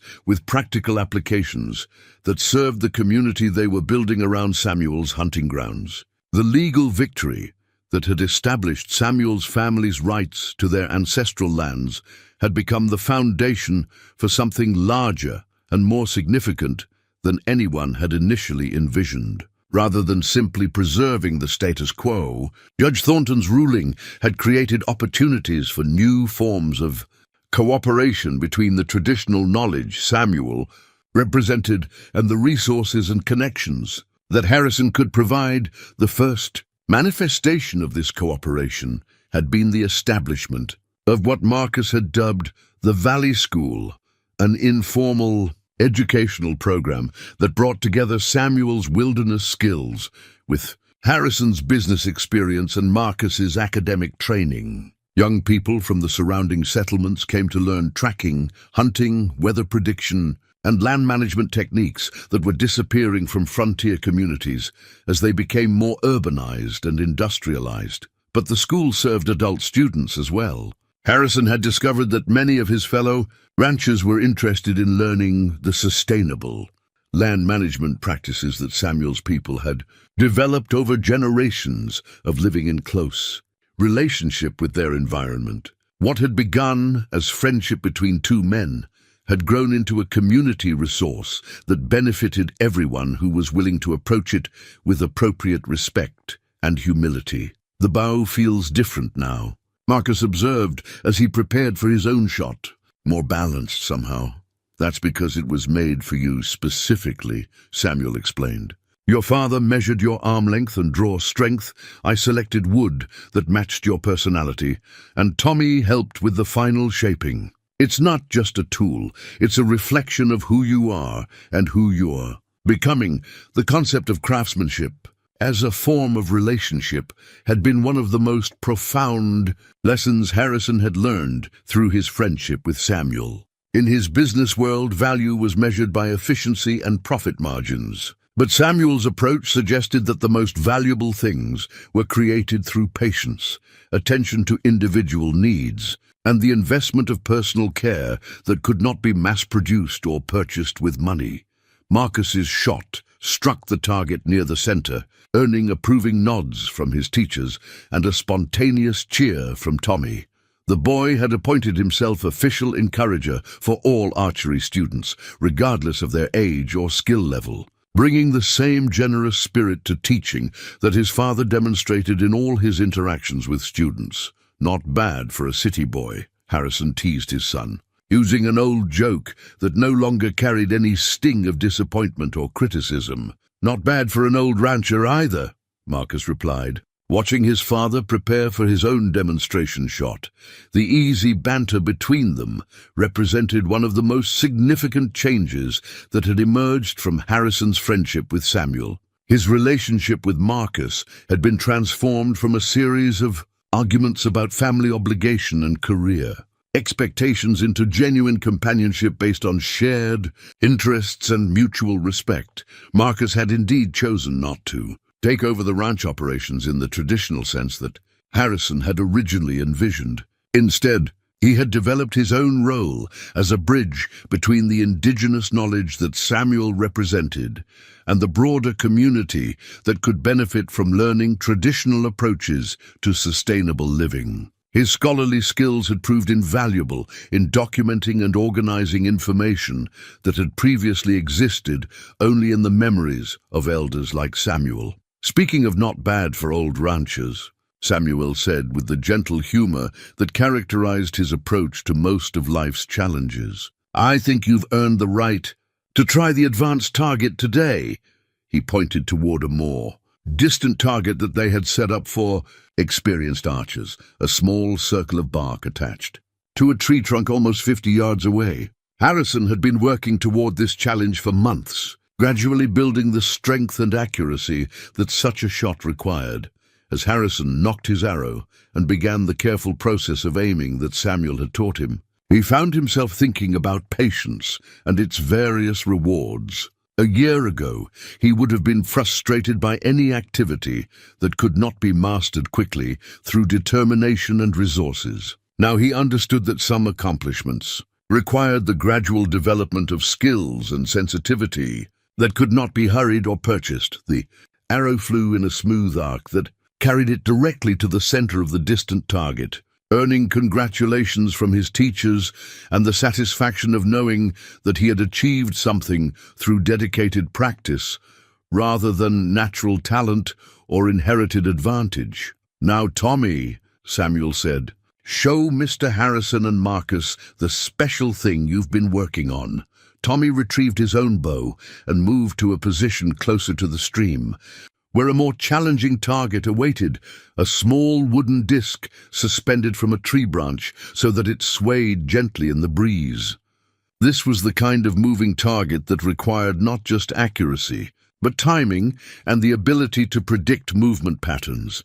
The boy drew his bow with the fluid motion that had become second nature, paused to read the rhythm of the swaying target, and released his arrow at precisely the moment when his calculations told him it would intersect with the disc's movement. The arrow struck true, setting the target spinning and earning applause from his adult audience. "That's the most impressive archery demonstration I've seen from any student," Marcus declared, and Harrison could tell from his son's expression that the praise was completely sincere. As they gathered their equipment and prepared to return to Samuel's cabin for the evening meal, Harrison reflected on the community they had built around the simple foundation of friendship and mutual respect. The Valley School had attracted students from throughout the territory, creating a network of relationships that transcended the usual divisions of race, class, and economic interest. Judge Thornton visited regularly, bringing legal scholars who were interested in studying the precedent his ruling had established for recognizing indigenous land rights. Eleanor had overcome her initial skepticism about Harrison's mountain friendships and had become one of Samuel's most enthusiastic supporters, organizing fundraising efforts for the school and helping to establish formal recognition for the educational programs they offered. Even Jake Morrison, after recovering from his wounds and serving a brief jail sentence for his role in the attempted violence, had approached Harrison about the possibility of learning some of Samuel's land management techniques. The reconciliation between the two men was still tentative and incomplete, but it represented hope that conflicts based on misunderstanding and prejudice could sometimes be resolved through patient effort and good faith on both sides. "You know what the best part of today was?" Tommy asked as they walked back toward the cabin through the gathering dusk. "What's that, little wolf?" Samuel replied, "Everyone learned something from everyone else," Tommy said, with the wisdom that sometimes emerged from children who had been raised to value knowledge over competition. "Mr. Harrison learned about patience from you, Papa. Marcus learned about traditions from all of us. And I learned about friendship from everybody." The simple observation captured something essential about what they had created. Together, a community based on the understanding that everyone had something to teach and something to learn.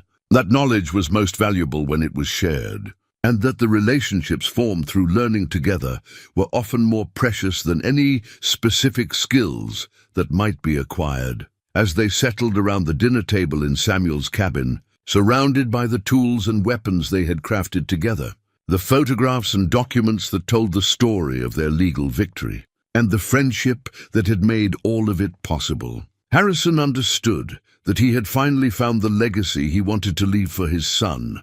It was not the ranch empire or the accumulated wealth that his father had passed down to him, though those remained valuable assets. Instead, it was the knowledge that some forms of wealth could not be owned or inherited, but had to be earned through dedication, humility, and the courage to defend what truly mattered when powerful forces threatened to destroy.